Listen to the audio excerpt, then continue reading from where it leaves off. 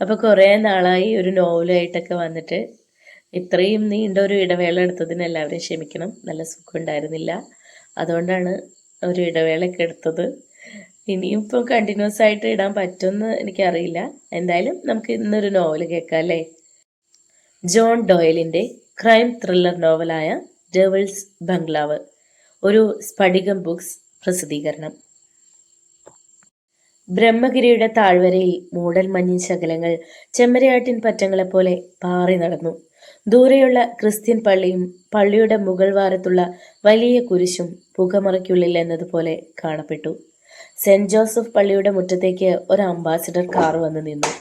രാവിലത്തെ കുർബാനയിൽ പങ്കെടുക്കാൻ വന്ന ആളുകൾ പള്ളിമേടയുടെ മുൻഭാഗത്തും മറ്റുമായി നിൽപ്പുണ്ടായിരുന്നു. കാർ വന്നു നിന്നതും ആളുകളുടെ ശ്രദ്ധ അങ്ങോട്ടായി. ആ മലയോര ഗ്രാമത്തിൽ ഒരാൾക്ക് മാത്രമേ കാർ ഉണ്ടായിരുന്നുള്ളൂ. അത് ധനാഢ്യനായ വെള്ളിമല കറിയാച്ചനാണ്. കാറിന്റെ ഡ്രൈവിംഗ് സീറ്റിൽ നിന്നും ഡോർ തുറന്ന് കറിയാച്ചൻ പുറത്തിറങ്ങി. മറുവശത്തെ ഡോർ തുറന്ന് ഡെയ്സിയും ഇറങ്ങി. ഡെയ്സിക്ക് 50 വയസ്സ് പ്രായമുണ്ടെങ്കിലും 30 വയസ്സേ തോന്നിക്കൂ. പള്ളിയിലേക്ക് വന്ന തൊഴിലാളി സ്ത്രീകൾ ആദരവോടെയാണ് ഡെയ്സിയെ നോക്കിയത്. ഡെയ്സിയുടെ മുഖത്ത് ദുഃഖം തളം കെട്ടിക്കിടന്നിരുന്നു. കരഞ്ഞു കലങ്ങിയ കണ്ണുകൾ ചുവന്നും മുഖം നീര് വന്നതുപോലെ അല്പം വീർത്തും ഇരുന്നിരുന്നു. ഇച്ചായ, നമുക്ക് സെമിത്തേരിയിൽ പോയിട്ട് വരാം. തൊണ്ടയിടറിക്കൊണ്ടാണ് ഡെയ്സി അത്രയും പറഞ്ഞത്. കറിയാച്ചൻ അതിന് മറുപടിയായി ഒന്ന് മൂളുക മാത്രം ചെയ്തു. ഡെയ്സി കാറിൽ നിന്നും കുറെ പൂക്കളും മെഴുകുതിരിയും ചന്ദനത്തിരികളും എടുത്തു. പിന്നെ പള്ളിയുടെ വലതുഭാഗത്തുള്ള സെമിത്തേരിയിലേക്ക് പതുക്കെ നടന്നു. പിന്നാലെ വളരെ വിഷമത്തോടെ കറിയാച്ചനും. അവരുടെ പോക്ക് എങ്ങോട്ടേക്കാണെന്ന് അറിയാവുന്ന ആളുകൾ സഹതാപത്തോടെ പരസ്പരം നോക്കി. കറിയാച്ചനും ഡെയ്സിക്കും 2 മക്കളാണ്. മൂത്ത മകൾ റോസി മംഗലാപുരത്ത് ഫൈനൽ ഇയർ നഴ്സിംഗ് വിദ്യാർത്ഥിനിയാണ്. ഇളയ മകൻ റോബിൻ 10ാം ക്ലാസ്സിൽ പഠിക്കുന്നു. അവധിക്ക് വീട്ടിൽ വന്ന റോസി കറിയാച്ചന്റെ സ്കൂട്ടർ എടുത്ത് എസ്റ്റേറ്റിലൂടെ കറങ്ങാൻ പോയതാണ്. നിയന്ത്രണം വിട്ട സ്കൂട്ടർ കൊക്കയിലേക്ക് മറിഞ്ഞ് റോസി മരണപ്പെട്ടു. മെഡിക്കൽ കോളേജിൽ എത്തിച്ചെങ്കിലും ആ ജീവൻ രക്ഷിക്കാനായില്ല. ആര് കണ്ടാലും ഒന്നുകൂടി നോക്കി നിന്നു പോകുന്ന സുന്ദരിയായിരുന്നു 20കാരിയായ റോസി. പള്ളി സെമിത്തേരിയിലെ കല്ലറയിൽ അവൾ അന്തിയുറങ്ങുന്നു. 5 ദിവസമായി അവളുടെ മരണം കഴിഞ്ഞിട്ട്. എല്ലാ ദിവസവും കറിയാച്ചനും ഡെയ്സിയും മകളുടെ കല്ലറയിൽ പോയി പൂക്കൾ വെച്ച് തിരി കത്തിച്ച് പ്രാർത്ഥിക്കും. കൊതി തീരെ കണ്ടുതീരാത്ത പൊന്നാരമോളെ എന്തിനാണ് തട്ടിയെടുത്തതെന്ന് ദൈവത്തോട് പരാതിപ്പെടും. ഡെയ്സി റോസിമോളെക്കുറിച്ച് ഓർത്തുകൊണ്ട് മുന്നോട്ട് നടന്നു. അവളുടെ ചെറുപ്പത്തിലെ ചില കുസൃതികൾ ഓർത്തപ്പോൾ അറിയാതെ വിതുമ്പി. കണ്ണുകൾ നിറഞ്ഞൊഴുകി. അവർ നടന്ന് സെമിത്തേരിയിലെ കല്ലറയ്ക്കരികിലെത്തി. അടുത്ത നിമിഷം ആ കാഴ്ച കണ്ട് ഡെയ്സി ഞെട്ടിപ്പോയി. റോസിമോളുടെ ശരീരം അടക്കം ചെയ്ത കല്ലറയുടെ സ്ലാബ് കുത്തിപ്പൊളിച്ച് ഒരു വശത്തേക്ക് നീക്കിയിട്ടിരിക്കുന്നു. അയ്യോ ഇച്ചായ, നമ്മുടെ മോൾ! ഡെയ്സി നിലവിളിച്ചു. കറിയാച്ചൻ കല്ലറയിലേക്ക് നോക്കി. ശവപ്പെട്ടിയുടെ മൂടി മാറിക്കിടക്കുന്നു. പെട്ടിക്കുള്ളിൽ മോളുടെ ശരീരം കാണാനില്ലായിരുന്നു. എൻ്റെ പൊന്നു മോളെ! ഡെയ്സിക്ക് തൊണ്ടയിൽ നിന്നും ശബ്ദം പുറത്തേക്ക് വന്നില്ല. കുഴഞ്ഞു വീഴാൻ പോയ ഡെയ്സിയെ കറിയാച്ചൻ താങ്ങി പിടിച്ചു. പോലീസ് ജീപ്പ് പള്ളിമുറ്റത്ത് വന്നു നിന്നു. ചെറുപ്പക്കാരനായ സബ് ഇൻസ്പെക്ടർ ശിവകുമാർ ജീപ്പിൽ നിന്ന് ഇറങ്ങി. കൂടെ 2 കോൺസ്റ്റബിൾമാരും ഉണ്ടായിരുന്നു. പള്ളിമേടയിൽ അടക്കം പറഞ്ഞുകൊണ്ടിരുന്ന ആളുകൾ നിശബ്ദരായി. പോലീസ് ജീപ്പ് വരുന്നത് കണ്ട് പള്ളി വികാരി ഫാദർ ജസ്റ്റിൻ പാറാമ്പുഴ ഇറങ്ങി വന്നു. എന്താണ് ഫാദർ ഉണ്ടായത്? ബാറ്റൺ കൈയിട്ട് തിരിച്ചുകൊണ്ട് SI അച്ഛൻ്റെ മുഖത്തേക്ക് നോക്കി. അച്ഛൻ ഒറ്റ ശ്വാസത്തിൽ കാര്യങ്ങൾ SIയെ പറഞ്ഞു ധരിപ്പിച്ചു. എവിടെ കറിയാച്ചനും ഭാര്യയും? SI തിരക്കി. പള്ളിമേടയിൽ തളർന്നിരിക്കുന്ന അവരെ അച്ഛൻ കാണിച്ചു കൊടുത്തു. SI അവരുടെ അടുത്തേക്ക് ചുവടുകൾ വെച്ചു. അവരിൽ നിന്നും മൊഴിയെടുത്ത ശേഷം സെമിത്തേരിയിലേക്ക് നടന്നു. പിന്നാലെ ഫാദർ ജസ്റ്റിനും പള്ളിയിലെ പ്രമാണിമാരും അവരെ അനുഗമിച്ചു.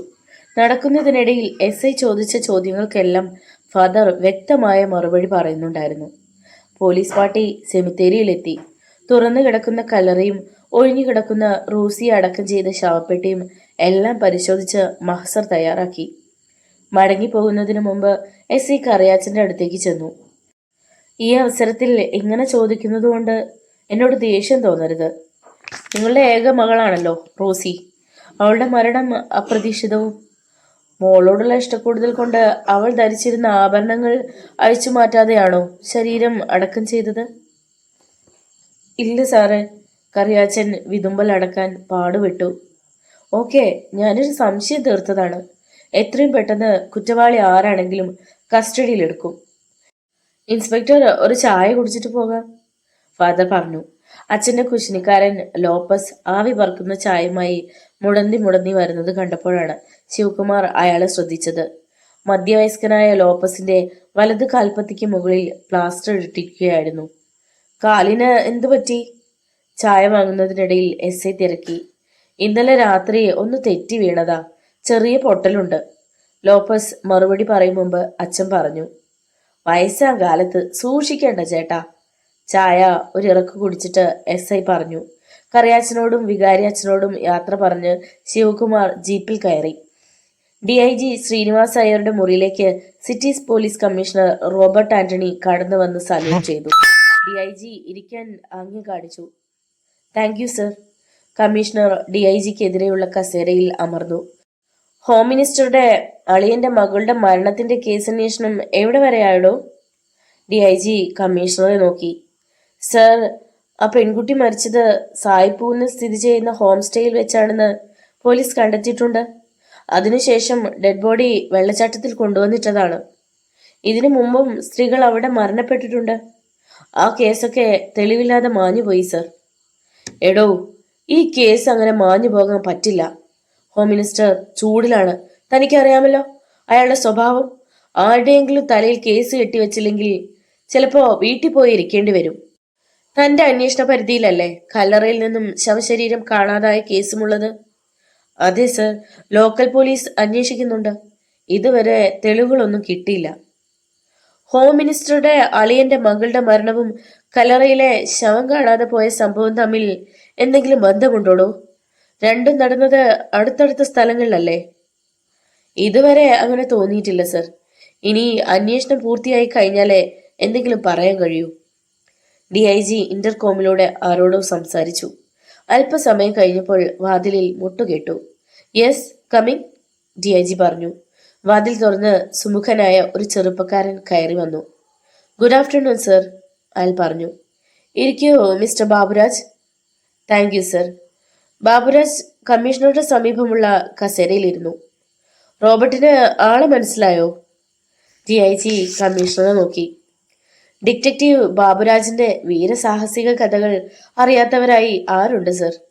നേരിട്ട് പരിചയമില്ലെന്നേ ഉള്ളൂ, റോബർട്ട് ചിരിച്ചുകൊണ്ട് പറഞ്ഞു. ഇദ്ദേഹമാണ് ഇനി ഈ 2 കേസുകളും അന്വേഷിക്കുന്നത്. സർ, എനിക്കൊരു കാര്യം പറയാനുണ്ട്. ഞാൻ ഈ കേസ് അന്വേഷണം ഏറ്റെടുത്ത കാര്യം നമ്മൾ 3 പേരല്ലാതെ മറ്റാരും അറിയരുത്. ലോക്കൽ പോലീസിന്റെ അന്വേഷണം സാധാരണ പോലെ തുടരട്ടെ, ബാബുരാജ് പറഞ്ഞു. ഓഫ് കോഴ്സ്, റോബർട്ട് ഇതുവരെയുള്ള അന്വേഷണത്തിന്റെ ഫയലും താങ്കളുടെ നിഗമനങ്ങളും ബാബുരാജിന് കൈമാറണം.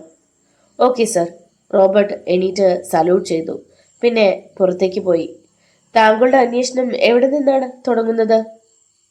ഞാൻ തീരുമാനിച്ചിട്ടില്ല സർ. കേസിന്റെ ഫയൽ ആദ്യം പഠിക്കട്ടെ. ഓക്കെ, എത്രയും പെട്ടെന്ന് ഈ കേസുകൾക്ക് ഒരവസാനം കണ്ടെത്തണം. അത് താങ്കൾക്ക് മാത്രമേ കഴിയൂ. All the best. Thank you sir. Baburaj എണീറ്റ് കമ്മീഷണറുടെ മുറിയിലേക്ക് പോയി.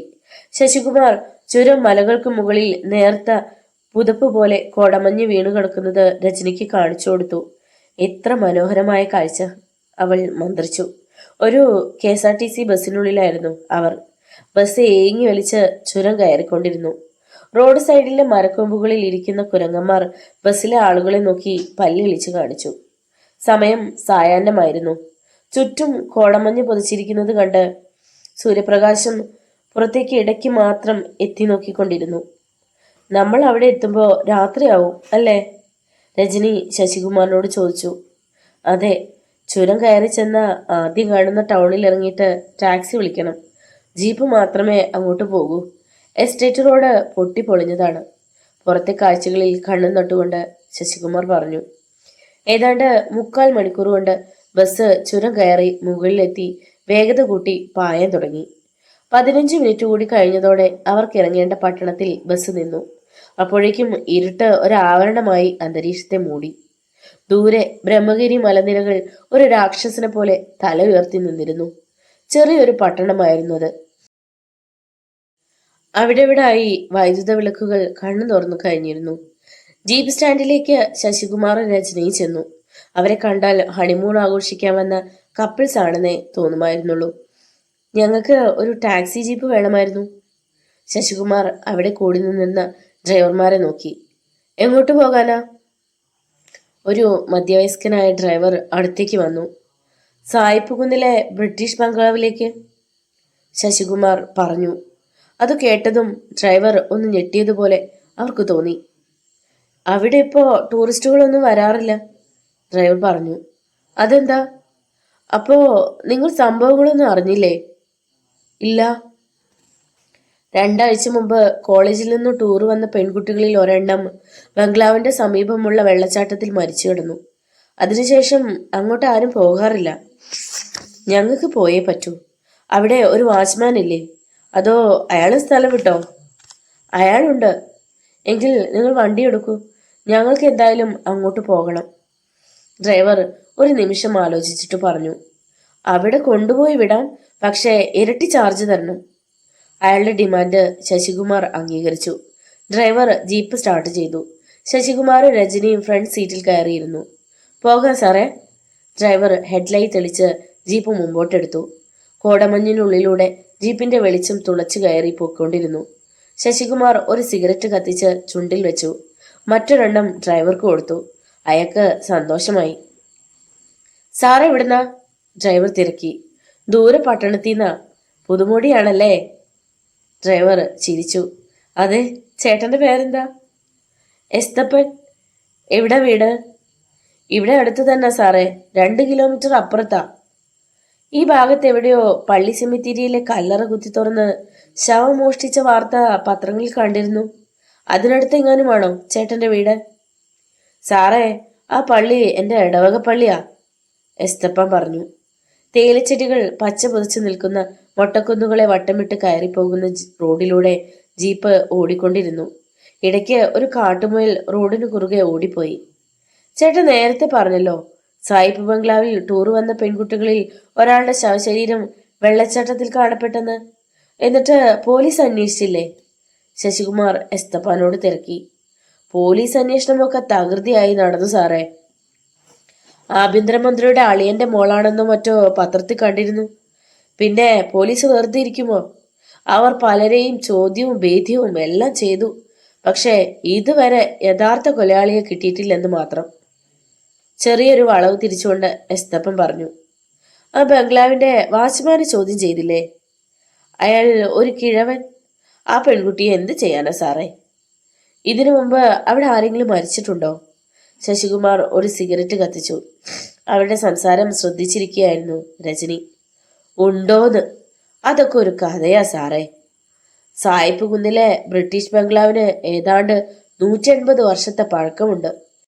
എഡ്വേർഡ് ജോർജ് ബോംബിച്ച് എന്ന സായിപ്പ് പണിയെടുപ്പിച്ച ബംഗ്ലാവാണത്. 1875 പാമ്പൊടിയേറ്റ് സായിപ്പ് പെട്ടെന്ന് മരണമടഞ്ഞു. തേയിലത്തോട്ടത്തിന്റെ നടുവിൽ സായിപ്പിനെ അടക്കം ചെയ്ത കലറ ഇപ്പോഴും കാണാം. ചില വെള്ളിയാഴ്ചകളിൽ തോട്ടത്തിലെ പലരും സായിപ്പിന്റെ പ്രേതത്തെ കണ്ടിട്ടുണ്ട്. അതിന്റെ പിറ്റേ ദിവസം വെള്ളച്ചാട്ടത്തിൽ ആരുടെയെങ്കിലും ശരീരം കിടക്കുന്നുണ്ടാവും. മിക്കവാറും യുവതികളുടേതായിരിക്കും. ചിലതൊക്കെ ആരും അറിയാതെ എവിടെയെങ്കിലും കുഴിച്ചു മൂടും. ചിലതിന് പോലീസ് അന്വേഷണം ഉണ്ടാവും. ഒടുവിൽ കേസിന് തുമ്പില്ലാതെ തേഞ്ഞു മാഞ്ഞു പോകും. സായിപ്പിന്റെ പ്രേതത്തെ എന്ത് ചെയ്യാൻ പറ്റും സാറേ? ശശികുമാറും രജനിയും കഥ കേട്ടിരിക്കുകയായിരുന്നു. ചേട്ടൻ സായിപ്പിന്റെ പ്രേതത്തെ കണ്ടിട്ടുണ്ടോ? ഒരിക്കൽ ഒരു വെള്ളിയാഴ്ച രാത്രി ഓട്ടം പോയി മടങ്ങി വരുമ്പോൾ റോഡിൽ വണ്ടിക്ക് മുമ്പിൽ തൊപ്പിയും കോട്ടും ധരിച്ച സായിപ്പിന്റെ പ്രേതത്തെ ഞാൻ കണ്ടു. അന്തരീക്ഷത്തിൽ നല്ല മൂടൽമഞ്ഞുണ്ടായിരുന്നു. മഞ്ഞു നീങ്ങിയപ്പോൾ പ്രേതവും അപ്രത്യക്ഷമായി. അത് പറയുമ്പോൾ പ്രേതത്തെ കൺമുൻപിൽ കാണുന്ന മുഖഭാവമായിരുന്നു എസ്തപ്പാന്. സായിപ്പിന്റെ പ്രേതമാണോ കലറിൽ നിന്നും ശവം കടത്തിക്കൊണ്ടുപോയത്? രജനിയുടേതായിരുന്നു ചോദ്യം. എന്റെ സാറേ, എനിക്കത് അറിഞ്ഞൂടാ. സിഗരറ്റിന്റെ പുക ഊതി പറപ്പിച്ചുകൊണ്ട് എസ്തപ്പാൻ പറഞ്ഞു. ഇനി എത്ര ദൂരമുണ്ട് ബംഗ്ലാവിലെത്താൻ? ശശികുമാർ തിരക്കി. ഒരു 10 മിനിറ്റ് കൂടി. ഗട്ടർ റോഡായിട്ടാണ്. അല്ലെങ്കിൽ നമ്മൾ ഇപ്പോൾ തന്നെ അവിടെ എത്തിയേനെ. നല്ല തണുപ്പുണ്ടല്ലോ. സാധാരണ ഇവിടെ ഇങ്ങനെയാണോ? ഷോൾഡർ ബാഗിൽ നിന്നും ഒരു സ്വെറ്റർ എടുത്ത് അണിഞ്ഞുകൊണ്ട് രജനി ചോദിച്ചു. രാത്രി ആയി കഴിഞ്ഞാൽ കോട ഇറങ്ങും, നല്ല തണുപ്പും ഉണ്ടാവും. വഴിക്കെങ്ങും ഒരു മനുഷ്യജീവി പോലും കാണാനില്ല. ഞാൻ പറഞ്ഞില്ല സാറേ, ഈ ഭാഗത്തെല്ലാം തൊഴിലാളികളാണ് കൂടുതൽ. സന്ധ്യ കഴിഞ്ഞാൽ അവർ ലയത്തിൽ നിന്ന് പുറത്തിറങ്ങാറില്ല. സായിപ്പിന്റെ പ്രേതത്തിന് പുറത്തിറങ്ങി നടക്കാൻ മനുഷ്യനെ പേടിക്കണ്ട, അല്ല ചേട്ടാ? ശശികുമാർ പറഞ്ഞ തമാശയ്ക്ക് എസ്തപ്പാൻ ആസ്വദിച്ച് ഉറക്കെ ചിരിച്ചു. ജീപ്പ് കുത്തനെയുള്ള കയറ്റം കയറിക്കൊണ്ടിരുന്നു. ഈ കയറ്റം അവസാനിക്കുന്നത് ബംഗ്ലാവിന്റെ മുറ്റത്താ, ഡ്രൈവർ പറഞ്ഞു. നമ്മൾ കുറച്ചുകൂടി നേരത്തെ എത്തേണ്ടതായിരുന്നു. രജനി ശശികുമാറിനെ നോക്കി. പെട്ടെന്ന് എന്തോ ഓർമ്മ വന്നതുപോലെ എസ്തപ്പാൻ പറഞ്ഞു. സാറേ, സൂക്ഷിക്കണം. സായിപ്പിന്റെ പ്രേതത്തിന് യുവതികളെയാണ് ഇഷ്ടം. അത് കേട്ട് രജനി നടുങ്ങി. ജീപ്പ് ബംഗ്ലാവിന്റെ മുറ്റത്തേക്ക് കയറി ചെന്നു. വലിയൊരു കാറ്റാടി മരത്തിന്റെ ചോട്ടിലായി എസ്തപ്പാൻ ജീപ്പ് നിർത്തി. സാറേ, നമ്മളെത്തി. ഇതാണ് ബ്രിട്ടീഷ് ബംഗ്ലാവ്. എസ്തപ്പൻ ജീപ്പിൽ നിന്നും പുറത്തിറങ്ങി. പിന്നാലെ ശശികുമാറും. ജീപ്പിന്റെ ഹെഡ്ലൈറ്റിന്റെ പ്രകാശത്തിൽ ശശികുമാർ ചുറ്റും നോക്കി. വലിയൊരു മൊട്ടക്കുന്നിന്റെ നിരപ്പിലാണ് ബംഗ്ലാവ് ഇരിക്കുന്നതെന്ന് മനസ്സിലായി. ഒരുപാട് ഉയരമുള്ള കുന്നിൻ മുകളിലാണോ ചേട്ടാ ഈ ബംഗ്ലാവ്? രജനി ഡ്രൈവറെ നോക്കി. അത്ര വലിയ കുന്നൊന്നുമല്ല സാറേ ഇത്. ഈ നാട്ടിൽ ഏതാണ്ട് 50-ലധികം ബംഗ്ലാവ് ഉണ്ട്. എല്ലാം സായിപ്പ് പണി കഴിപ്പിച്ചതാണ്. സായിപ്പ് ഈ നാട്ടിൽ വരുന്ന കാലത്ത് ഇവിടെ സമൃദ്ധമായി വളരുന്ന ഏലത്തോട്ടങ്ങളായിരുന്നു ഉണ്ടായിരുന്നത്. അതെല്ലാം വെട്ടിക്കളഞ്ഞിട്ട് മൊട്ടക്കുന്നുകൾ നിറയെ തേയിലച്ചെടി കൃഷി ചെയ്തു. എല്ലാ കുന്നിമുകളിലും ഓരോ ബംഗ്ലാവും പണിതു. എസ്തപ്പാൻ അവരുടെ ബാഗുകൾ എടുത്തുകൊണ്ട് മുന്നോട്ട് നടന്നു. പിന്നാലെ ശശികുമാറും രജനിയും. ബംഗ്ലാവിന്റെ പോർട്ടിക്കോയിൽ ഒരു ബൾബ് മുനിഞ്ഞു കത്തുന്നുണ്ടായിരുന്നു. എസ്തപ്പാൻ സിറ്റ് ഔട്ടിൽ നിന്നും വരാന്തയിലേക്ക് കയറി വാതിൽ തട്ടി. വാച്ച്മാൻ ഉറങ്ങിക്കാണും, എസ്തപ്പാൻ മന്ത്രിച്ചു. 8 മണിയായതേ ഉള്ളൂ. വാച്ചിൽ നോക്കിക്കൊണ്ട് ശശികുമാർ പറഞ്ഞു. നല്ല തണുപ്പും കോടയുമുണ്ട്. ഇവിടെ ടൂറിസ്റ്റുകൾ ആരും വരാനുമില്ല. പിന്നെ വൃദ്ധനായ വാച്ച്മാൻ നേരത്തെ കിടന്നുറങ്ങാതിരിക്കുമോ? ആത്മകഥം പോലെ പറഞ്ഞുകൊണ്ട് എസ്തപ്പാൻ വീണ്ടും വാതിൽ തട്ടി. Nicholas, Nicholas! വാച്ച്മാന്റെ പേര് ഉറക്കെ വിളിച്ചു. ഏതാനും നിമിഷങ്ങൾക്കകം വാതിലിന്റെ കൊളുത്തെടുക്കുന്ന ശബ്ദം അവർ കേട്ടു. പിന്നെ വാതിലിന്റെ ഒരു പാളി മാത്രം തുറന്ന് തല പുറത്തേക്ക് നീട്ടി. ആരാ? പ്രാവ് കുറുങ്ങുന്നത് പോലെ ഒരു ശബ്ദം പുറത്തേക്ക് വന്നു. നിക്കോളാസേ, ഇത് ഞാനാ, ഡ്രൈവർ എസ്തപ്പാൻ. എന്താ എസ്തപ്പാനെ ഈ സമയത്ത്? ഞാൻ 2 ആളുകളുമായി വന്നതാ. ആളുകളോ? വൃദ്ധന്റെ നെറ്റിയിൽ ചുളുകൾ വീണു. അതെ, ഇവിടെ താമസിക്കാൻ വന്ന ടൂറിസ്റ്റുകൾ. അവർ അങ്ങ് ദൂരെ പട്ടണത്തിൽ നിന്നാ വരുന്നത്. ഇവിടെ കുറച്ചുനാളായി ആരും വരാറില്ലെന്ന് പറഞ്ഞില്ലേ? എല്ലാ കാര്യവും ഞാൻ പറഞ്ഞിട്ടുണ്ട്. നിങ്ങൾ ഈ പെട്ടികൾ എടുത്ത് അകത്ത് വെച്ച് അവർക്ക് മുറി കാണിച്ചു കൊടുക്ക്, എസ്തപ്പൻ പറഞ്ഞു. ഈ രാത്രിയിലാണോ നിങ്ങൾ വരുന്നത്? നേരത്തെ വന്നിരുന്നെങ്കിൽ രാത്രി ഭക്ഷണം ഉണ്ടാക്കാമായിരുന്നു. നിക്കോളാസ് പിറുപിറുക്കുന്നത് ശശികുമാർ കേട്ടു. അയാള് തണുത്തു വിറയ്ക്കുന്നുണ്ടായിരുന്നു. ശശികുമാർ പോക്കറ്റിൽ നിന്നും വില കൂടിയ ഒരു സിഗരറ്റ് എടുത്ത് വാച്ച്മാന് കൊടുത്തു. അയാളുടെ മുഖം വിടർന്നു. പുറത്ത് നല്ല തണുപ്പുണ്ട്, കയറി വരൂ. പെട്ടികൾ വാങ്ങിക്കൊണ്ട് നിക്കോളാസ് പറഞ്ഞു. ശശികുമാർ ജീപ്പിന്റെ കൂലി ഡ്രൈവർ പറഞ്ഞതിലും 100 രൂപ അധികം കൊടുത്തു. എസ്തപ്പാന് സന്തോഷമായി. സാറേ, തിരിച്ചു പോകാൻ നേരം എന്നെ വിളിച്ചാ മതി. ഇത് ടാക്സി സ്റ്റാൻഡിന് അടുത്തുള്ള കടയിലെ നമ്പറാ. ഇതിൽ വിളിച്ച എസ്തപ്പാന് വേണമെന്ന് പറഞ്ഞാൽ മതി. സിഗരറ്റ് കൂടിന് മുകളിൽ ഫോൺ നമ്പർ എഴുതി കൊടുത്തിട്ട് എസ്തപ്പാൻ പറഞ്ഞു. ശശികുമാർ തലയിളക്കി. എസ്തപ്പാൻ ഒരു മൂളിപ്പാട്ടും പാടിക്കൊണ്ട് ജീപ്പിനരികിലേക്ക് പോയി. ജീപ്പിൽ കയറി കൈവീശി കാണിച്ചിട്ട് ജീപ്പ് മുറ്റത്തുകൂടി വട്ടം കറക്കിയെടുത്ത് താഴേക്ക് ഓടിച്ചുപോയി. നിക്കോളാസിന് പിന്നാലെ ശശികുമാറും രജനിയും നടന്നു. നല്ല വിസ്താരമുള്ള ഒരു മുറി തന്നെ അവർക്ക് കൊടുത്തു. അതിൽ അടുപ്പിച്ചിട്ട 2 കട്ടിലുകളും ഒരു മേശയും 2 കസേരകളും ഒരു ഭിത്തി അലമാരയും ഉണ്ടായിരുന്നു. മുറിയിലുണ്ടായിരുന്ന ഫയർ പ്ലേസിലേക്ക് നിക്കോളാസ് കുറച്ച് വിറകിൻ തുണ്ടുകൾ കൊണ്ടുവന്നിട്ടു. പിന്നെ അല്പം മണ്ണെണ്ണ പകർന്ന് വിറകിന് തീ കൊടുത്തു. തീ ആളിക്കത്തിയതോടെ മുറിയിൽ നിറഞ്ഞു നിന്നിരുന്ന തണുപ്പ് പുറത്തേക്ക് ഒഴുകിപ്പോയി. മുറിക്കകം പെട്ടെന്ന് തന്നെ നല്ല ചൂടായി. രജനി തൊപ്പിയും സ്വെറ്ററും മാറ്റിയപ്പോൾ നിക്കോളാസിന്റെ കണ്ണുകൾ അത്ഭുതത്താൽ വിടർന്നു. സാർ ഒരു സ്ത്രീ ആയിരുന്നല്ലേ? ഞാൻ കരുതി പുരുഷനാണെന്ന്. അല്പം ജാളിതയോടെ അയാൾ പറഞ്ഞു. എൻ്റെ പേര് ശശികുമാർ. ഇതെന്റെ ഭാര്യ രജനി. ശശികുമാർ തങ്ങളെ പരിചയപ്പെടുത്തി. ഇതെന്താ അമ്മാവ, ഇവിടെ ആരും താമസിക്കാൻ വരാത്തത്? രജനി ഒന്നും അറിയാത്തതുപോലെ ചോദിച്ചു. എസ്തപ്പാൻ ഒന്നും പറഞ്ഞില്ലേ? ഇല്ല എന്റെ കുഞ്ഞെ, കഴിഞ്ഞ ആഴ്ച പട്ടണത്തിലെ കോളേജിൽ നിന്ന് കുറെ കുട്ടികൾ വന്നിരുന്നു. 3 പെണ്ണും 3 ആണും. പ്രേമജോഡികളായിരുന്നു. ടൂറ് വന്നതായിരുന്നു അവര്. 2 ദിവസം അവരിവിടെ താമസിച്ചു. താഴ്വരയിലും മറ്റും കറങ്ങി നടന്നു. വെള്ളിയാഴ്ച അതിലൊരു പെൺകുട്ടിയെ കാണാതായി.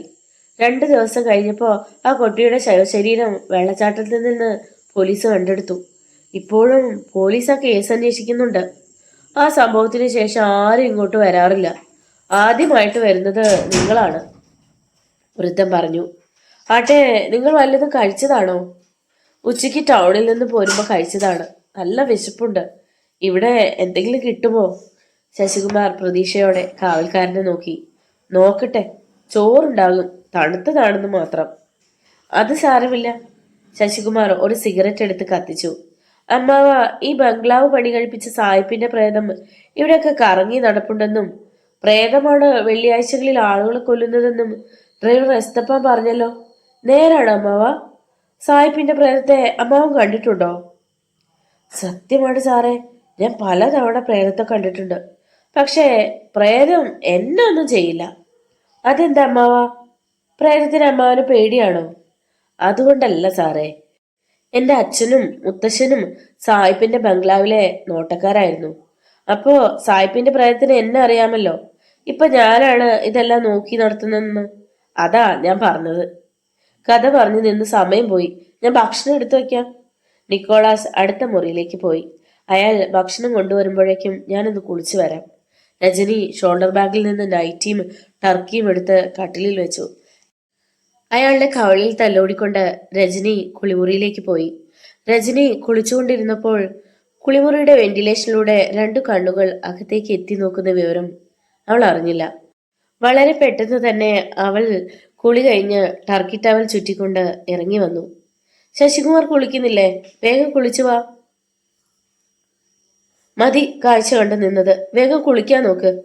നൈറ്റി ധരിച്ച് തിരിഞ്ഞുകൊണ്ട് രജനി പറഞ്ഞു. ശശികുമാർ കുളിമുറിയിലേക്ക് കയറി 10 മിനിറ്റ് കൊണ്ട് അയാളും കുളി കഴിഞ്ഞു വന്നു. അപ്പോഴേക്കും നിക്കോളാസ് ഭക്ഷണവുമായി വന്ന് വാതിലിൽ മുട്ടി. രജനി വാതിൽ തുറന്നു. കറികൾ വളരെ കുറവാണ്, ഉള്ളത് ചൂടാക്കി എടുത്തിട്ടുണ്ട്, കാവൽക്കാരൻ വൃദ്ധൻ പറഞ്ഞു. നല്ല വിശപ്പുള്ളതുകൊണ്ട് 2 ആളും വളരെ പെട്ടെന്ന് തന്നെ ആഹാരം കഴിച്ചു തീർത്തു. യാത്രാക്ഷീണമുള്ളതുകൊണ്ട് ഉറക്കം വരാനും തുടങ്ങി. വാതിൽ അടച്ചു കിടന്നോ? രാത്രി എന്തൊക്കെ സംഭവിച്ചാലും വാതിൽ തുറക്കരുത്, മുന്നറിയിപ്പ് നൽകിയിട്ട് നിക്കോളാസ് പാത്രങ്ങളും എടുത്തുകൊണ്ടുപോയി. 2 പേരും ബെഡിൽ കയറി കിടന്നു. ക്ഷീണം കാരണം കിടന്നപ്പോഴേ ഉറങ്ങിപ്പോയി. രാത്രി ഒരുപാട് വളർന്നു. ഒരു പെൺകുട്ടിയുടെ നിലവിളി കേട്ട് ശശികുമാർ ചാടി എണീറ്റു. ആരാണ് പാതിരാത്രി നിലവിളിക്കുന്നത്? അടുത്ത് എവിടെയും ആൾതാമസമുള്ളതായി തോന്നുന്നില്ല. ഇനി ആദിവാസി ഊരിൽ നിന്നും ആരെങ്കിലും നിലവിളിച്ചതായിരിക്കുമോ? ശശികുമാർ രജനിയെ നോക്കി. അവൾ നല്ല ഉറക്കമാണ്. അയാൾ സംശയത്തോടെ ടോർച്ച് എടുത്തുകൊണ്ട് വാതിൽക്കിലെത്തി. വൃദ്ധന്റെ മുന്നറിയിപ്പ് വകവയ്ക്കാതെ വാതിലിന്റെ കൊളുത്ത് നീക്കി. പിന്നെ ശബ്ദമുണ്ടാക്കാതെ തന്നെ വാതിൽ തുറന്ന് പുറത്തിറങ്ങി ശ്രദ്ധിച്ചു. വരാന്തയുടെ അങ്ങേയറ്റത്തു നിന്നും വീണ്ടും ഒരിക്കൽ കൂടി നിലവിളി ഉയർന്നു. ശശികുമാർ വാതിൽ ചാരിയിട്ട ശേഷം നിലവിളി കേട്ട ദിക്ക് ലക്ഷ്യമാക്കി കുതിച്ചു. ബംഗ്ലാവിന്റെ വലത്തെ അറ്റത്തെ ഒരു മുറിയുടെ മുമ്പിൽ അയാൾ നിന്നു. അതിനുള്ളിൽ നിന്നും എന്തോ ശബ്ദം കേട്ടതുപോലെ. ശശികുമാർ വാതിൽ തള്ളി. അത് പൂട്ടിയിരുന്നില്ല. വാതിൽപ്പാളികൾ മലർക്കെ തുറന്നു. അകത്തു കയറി ടോർച്ചടിച്ചു നോക്കിയ ശശികുമാർ ഞെട്ടിപ്പോയി. മുറിക്കുള്ളിലെ പഴയ കട്ടിലിൽ ഒരു യുവതി മലർന്നു കിടക്കുന്നു. അവളുടെ അരയ്ക്ക് താഴേക്ക് പൂർണ്ണമായി നഗ്നമായിരുന്നു. എന്തു ചെയ്യണമെന്ന് ശശികുമാറിന് കുറച്ചു നേരത്തേക്ക് യാതൊരു ഊഹവും കിട്ടിയില്ല. കൂടുതൽ സമയം ഇവിടെ നിന്നാൽ കൊലപാതകത്തിന് സമാധാനം പറയേണ്ടി വരുമെന്ന് അയാൾക്ക് തോന്നി. ആരാണ് ഈ പെൺകുട്ടി? ശശികുമാർ വീണ്ടും ടോർച്ചടിച്ചു നോക്കി. അരക്കെട്ടിൽ നിന്നും കൊഴുത്ത ചോര കട്ടിലിലേക്ക് ഒഴുകി കട്ട പിടിക്കാൻ തുടങ്ങിയിരിക്കുന്നു. ക്രൂരമായ ബലാത്സംഗമാണ് മരണകാരണമെന്ന് ശശികുമാറിന് മനസ്സിലായി. കൂടുതൽ സമയം അവിടെ നിൽക്കുന്നത് പന്തിയല്ലെന്ന് തോന്നിയതുകൊണ്ട് ശശികുമാർ പിന്തിരിഞ്ഞു. വരാന്തയുടെ ഇങ്ങേ അറ്റത്ത് ഒരു നിഴൽ ചലിക്കുന്നത് ശശികുമാർ കണ്ടു. ശശികുമാർ പെട്ടെന്ന് അവിടെ എത്തി. എന്താ സാറേ, രാത്രിയിൽ ഇറങ്ങി നടക്കരുതെന്ന് പറഞ്ഞിട്ട്? ആ ശബ്ദം കേട്ട് ശശികുമാർ തിരിഞ്ഞു നോക്കി. നിഴലിൽ നിന്നും ഒരാൾ ശശികുമാറിന്റെ അടുത്തേക്ക് വരുന്നു. നിക്കോളാസ് ആയിരുന്നു അത്. നിങ്ങൾ ഉറങ്ങിയില്ലേ? ശശികുമാർ ഒരു മറു ചോദ്യം ചോദിച്ചു. ഇല്ല, ഉറക്കം പിടിച്ചു വരുമ്പോഴാണ് ഒരു നിലവിളി കേട്ടത്. ഞാനും അത് കേട്ടു. ആ കാണുന്ന മുറിയിൽ നിന്നായിരുന്നു. അവിടെ ഒരു പെൺകുട്ടി മരിച്ചു കിടക്കുന്നു. ഒറ്റ ശ്വാസത്തിൽ ശശികുമാർ പറഞ്ഞു. ഇരുളിൽ വാച്ച്മാൻ ഞെട്ടുന്നത് ശശികുമാർ കണ്ടില്ല. വരൂ, നമുക്ക് പോയി നോക്കാം, വാച്ച്മാൻ പറഞ്ഞു. ശശികുമാർ ടോർച്ച് അടിച്ചുകൊണ്ട് മുമ്പേ നടന്നു. പിന്നാലെ നിക്കോളാസും. പെൺകുട്ടിയുടെ ശവം കിടന്ന മുറിക്ക് മുമ്പിൽ അവരെത്തി. ഇവിടെയാണ് പറഞ്ഞതും ശശികുമാർ മുറിക്കുള്ളിലേക്ക് ടോർച്ച് പ്രകാശിപ്പിച്ചു. ഏ അയാളുടെ തൊണ്ടയിൽ നിന്നും അറിയാതെ ഒരു ശബ്ദമുണ്ടായി. പെൺകുട്ടിയുടെ ശവശരീരം ആ മുറിക്കുള്ളിൽ ഉണ്ടായിരുന്നില്ല. രാത്രിയിൽ പുറത്തിറങ്ങി നടന്നതും പോരാഞ്ഞിട്ട് ആളെ കളിയൊക്കെയാണ് സാറേ, കാവൽക്കാരൻ പെട്ടെന്ന് ചോദിച്ചു. ഞാൻ ഇവിടെ കണ്ടതാണ്, എനിക്ക് ഉറപ്പാണ്, അതിവിടെ ഉണ്ടായിരുന്നു. മുറിക്കുള്ളിൽ നാല് ചുറ്റും ടോർച്ച് അടിച്ചു നോക്കിക്കൊണ്ട് ശശികുമാർ പറഞ്ഞു. കട്ടിലിൽ ഒഴുകി പടർന്ന ചോര തുടച്ചു നീക്കിയതുപോലെയുള്ള പാട് ശശികുമാറിന്റെ കൂർമ്മ ദൃഷ്ടികൾ കണ്ടുപിടിച്ചു. കുറ്റവാളികൾ ഇവിടെ എവിടെയോ മറിഞ്ഞിരിപ്പുണ്ടെന്ന് ശശികുമാറിന് ഉറപ്പായി. താൻ സ്ഥലം വിട്ടപ്പോൾ അവർ ശവശരീരം മാറ്റിയതാണ്. ശരിക്കും ഒരു പരിശോധന നടത്തിയാൽ ഈ പരിസരത്ത് എവിടെ നിന്നെങ്കിലും കണ്ടുപിടിക്കാൻ കഴിയുമെന്ന് അയാൾക്ക് തോന്നി. മനുഷ്യരെ മെനക്കെടുത്താതെ പോയി കിടക്ക് സാറേ. വാച്ച്മാന്റെ ശബ്ദത്തിൽ ഈർഷ്യത കലർന്നിരുന്നത് ശശികുമാർ തിരിച്ചറിഞ്ഞു. വാച്ച്മാനോട് തർക്കിച്ചതുകൊണ്ട് ഫലമില്ലെന്ന് അറിയാവുന്നതുകൊണ്ട് ശശികുമാർ തിരിച്ചു മുറിയിലേക്ക് നടന്നു. ശശികുമാർ മുറിയിൽ കയറിയതും നിക്കോളാസും തന്റെ മുറിയിലേക്ക് പോയി. മുറിക്കുള്ളിൽ കയറിയ ശശികുമാർ വാതിലടച്ച് തഴുതിട്ട ശേഷം ലൈറ്റ് തെളിച്ചു. ബെഡിൽ മലർന്നു കിടന്നുറങ്ങുകയാണ് രജനി. പകലത്തെ യാത്രാക്ഷീണം അവളെ തളർത്തി കളഞ്ഞുവെന്ന് ശശികുമാറിന് തോന്നി. പുറത്തു നടന്നതൊന്നും അവൾ അറിഞ്ഞിട്ടില്ല. പാവം, ശശികുമാർ അപ്പോഴാണ് അവളുടെ കിടപ്പ് ശ്രദ്ധിച്ചത്. ഏതാണൊരുത്തനെയും പുളകം കൊള്ളിക്കുന്ന കാഴ്ചയായിരുന്നു അത്. കുറച്ചു നേരം ശശികുമാർ ആ കാഴ്ച നോക്കി നിന്നിട്ട് ലൈറ്റ് അടച്ച് അവളുടെ സമീപം കയറി കിടന്ന് അവളെ കെട്ടിപ്പിടിച്ചു. ശശികുമാറിന് കിടന്നിട്ട് ഉറക്കം വന്നില്ല. കുറച്ചു മുമ്പ് കണ്ട മരിച്ചു കിടക്കുന്ന പെൺകുട്ടിയുടെ മുഖം മനസ്സിൽ നിന്നും മായുന്നില്ല. ഏയ് ശശികുമാർ, എണീക്കുന്നില്ലേ? ആരോ തട്ടി വിളിക്കുന്നത് കേട്ടിട്ടാണ് ശശികുമാർ കണ്ണു തുറന്നത്. കുളിച്ച് പുതുവസ്ത്രം അണിഞ്ഞുകൊണ്ട് രജനി മുന്നിൽ നിൽക്കുന്നു. എന്തൊരു ഉറക്കമാ സാറേ, സമയം 8 മണി കഴിഞ്ഞു. കണ്ണു വീഴ്ച നോക്കുന്ന ശശികുമാറിനോട് രജനി പറഞ്ഞു. ശശികുമാറിന്റെ കണ്ണുകൾ അറിയാതെ ഇടതു കൈയിലെ വാച്ചിലേക്ക് നീണ്ടു. സമയം ഒരുപാടായല്ലോ. എണീറ്റുകൊണ്ട് ശശികുമാർ പിറുവിറുത്തു. വളരെ പെട്ടെന്ന് തന്നെ ശശികുമാർ പ്രഭാഗത കൃത്യങ്ങളെല്ലാം നിർവഹിച്ച് റെഡിയായി വന്നു. വാച്ച്മാൻ വന്ന് വാതിൽ തട്ടിയിരുന്നു. ബ്രേക്ക്ഫാസ്റ്റ് റെഡിയായിട്ടുണ്ടെന്ന് പറയാൻ രജനി ഓർമ്മിപ്പിച്ചു. അവർ ബംഗ്ലാവിലെ ഡൈനിങ് ഹാളിലേക്ക് ചെന്നു. രണ്ടാളും ഉണർന്നോ? ചായ റെഡി, ഇരുന്നോളൂ, ഇപ്പോൾ എടുക്കാം. നിക്കോളാസ് അവർക്ക് കഴിക്കാൻ ആവി പറക്കുന്ന ചപ്പാത്തിയും മുട്ടക്കറിയും കൊണ്ടുവന്നു വെച്ചു. രജനി ഒരു കഷ്ണം ചപ്പാത്തി ഒടിച്ച് മുട്ടക്കറിയിൽ മുക്കിയിട്ട് വായിൽ വെച്ചു. ആവൂ, ഉഗ്രൻ, അവൾ അറിയാതെ വിളിച്ചു പറഞ്ഞു. അമ്മാവന്റെ പാചകം നന്നായിട്ടുണ്ട്.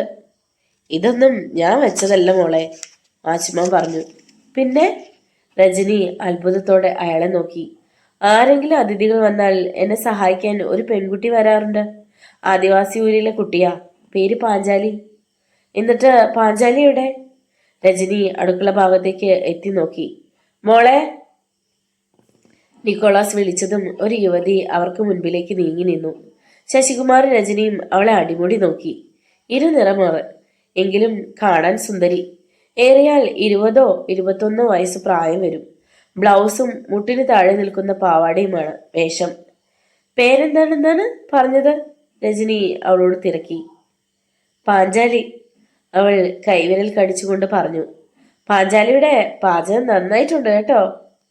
ശശികുമാർ പറഞ്ഞതും അവൾ പുഞ്ചിരിച്ചുകൊണ്ട് തലകുലുക്കി. പാഞ്ചാലി അടുക്കള വശത്തേക്ക് മാറി.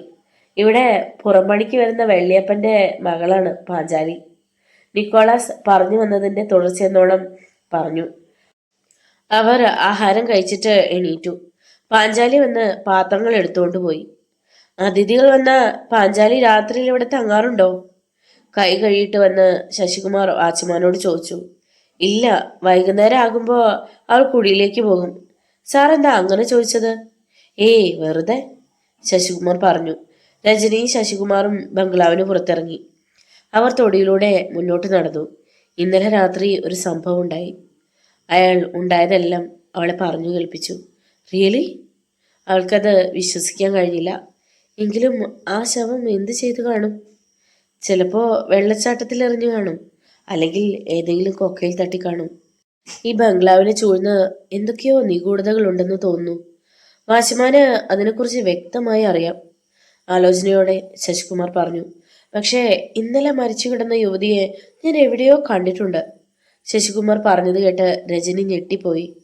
എവിടെ വെച്ചാണ്? അവൾ പെട്ടെന്ന് ചോദിച്ചു. അതാണ് എത്ര ആലോചിച്ചിട്ടും പിടികിട്ടാത്തത്.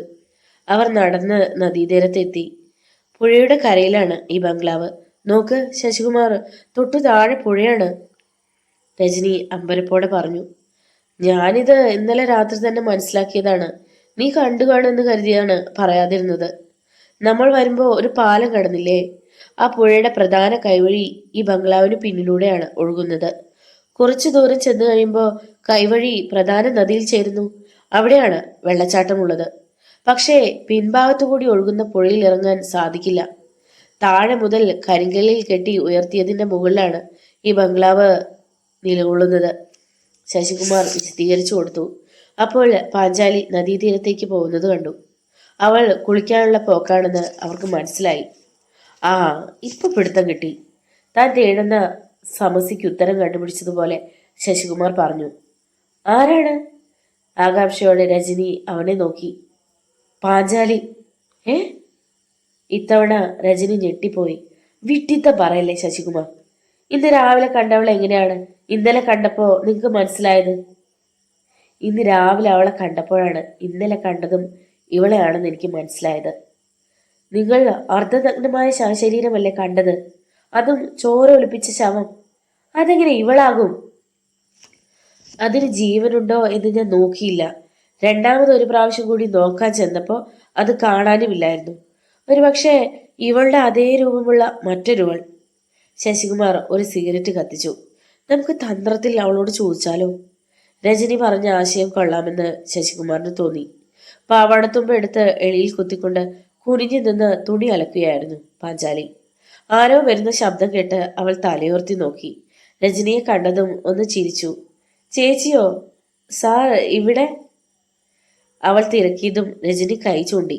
പാഞ്ചാലി അങ്ങോട്ട് നോക്കി. അവരെ ശ്രദ്ധിച്ചുകൊണ്ട് നിൽക്കുന്ന ശശികുമാറിനെ അവൾ കണ്ടു. പുഴയ്ക്ക് ഇവിടെ നല്ല ആഴമുണ്ടോ?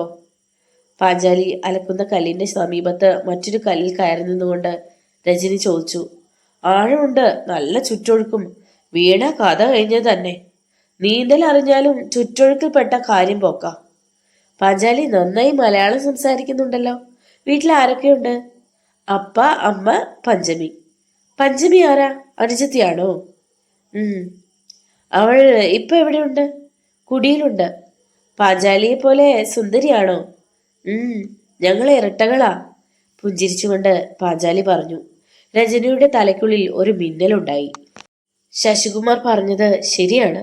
പാഞ്ചാലിയുടെ സഹോദരിയായിരിക്കും ഇന്നലെ രാത്രി കണ്ടത്. പക്ഷേ അവൾ വീട്ടിലുണ്ടെന്നല്ലേ അവൾ പറഞ്ഞത്? പിന്നെ അപ്പോഴേക്കും രജനിയുടെ ചോദ്യത്തിന് ഉത്തരമായി വെള്ളിയപ്പൻ ഓടി വരുന്നുണ്ടായിരുന്നു. മോളെ, പഞ്ചമീനെ കാണാനില്ല, ഇങ്ങോട്ടെങ്ങാനും വന്നായിരുന്നോ?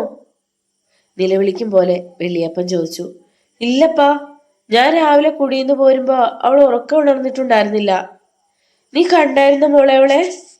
ഇല്ലപ്പാ, ഓള് മുറിയിലുണ്ടായിരിക്കുമെന്നാ ഞാൻ കരുതിയത്, പാഞ്ചാലി പറഞ്ഞു.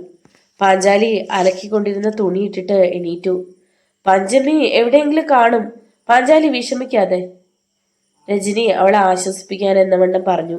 ഞാൻ പോയി നോക്കട്ടെ ചേച്ചി, തുണി മുഴുവനും വാരിക്കെട്ടി പാഞ്ചാലി പറഞ്ഞു. അവരുടെ സംസാരവും പാഞ്ചാലിയുടെ പെരുമാറ്റവും കണ്ട് ശശികുമാർ അവർക്ക് അരികിലേക്ക് വന്നു. എന്തു പറ്റി? അയാൾ രജനിയോട് തിരക്കി. പാഞ്ചാലിയുടെ ഇരട്ട സഹോദരി പഞ്ചമിയെ കാണാനില്ല.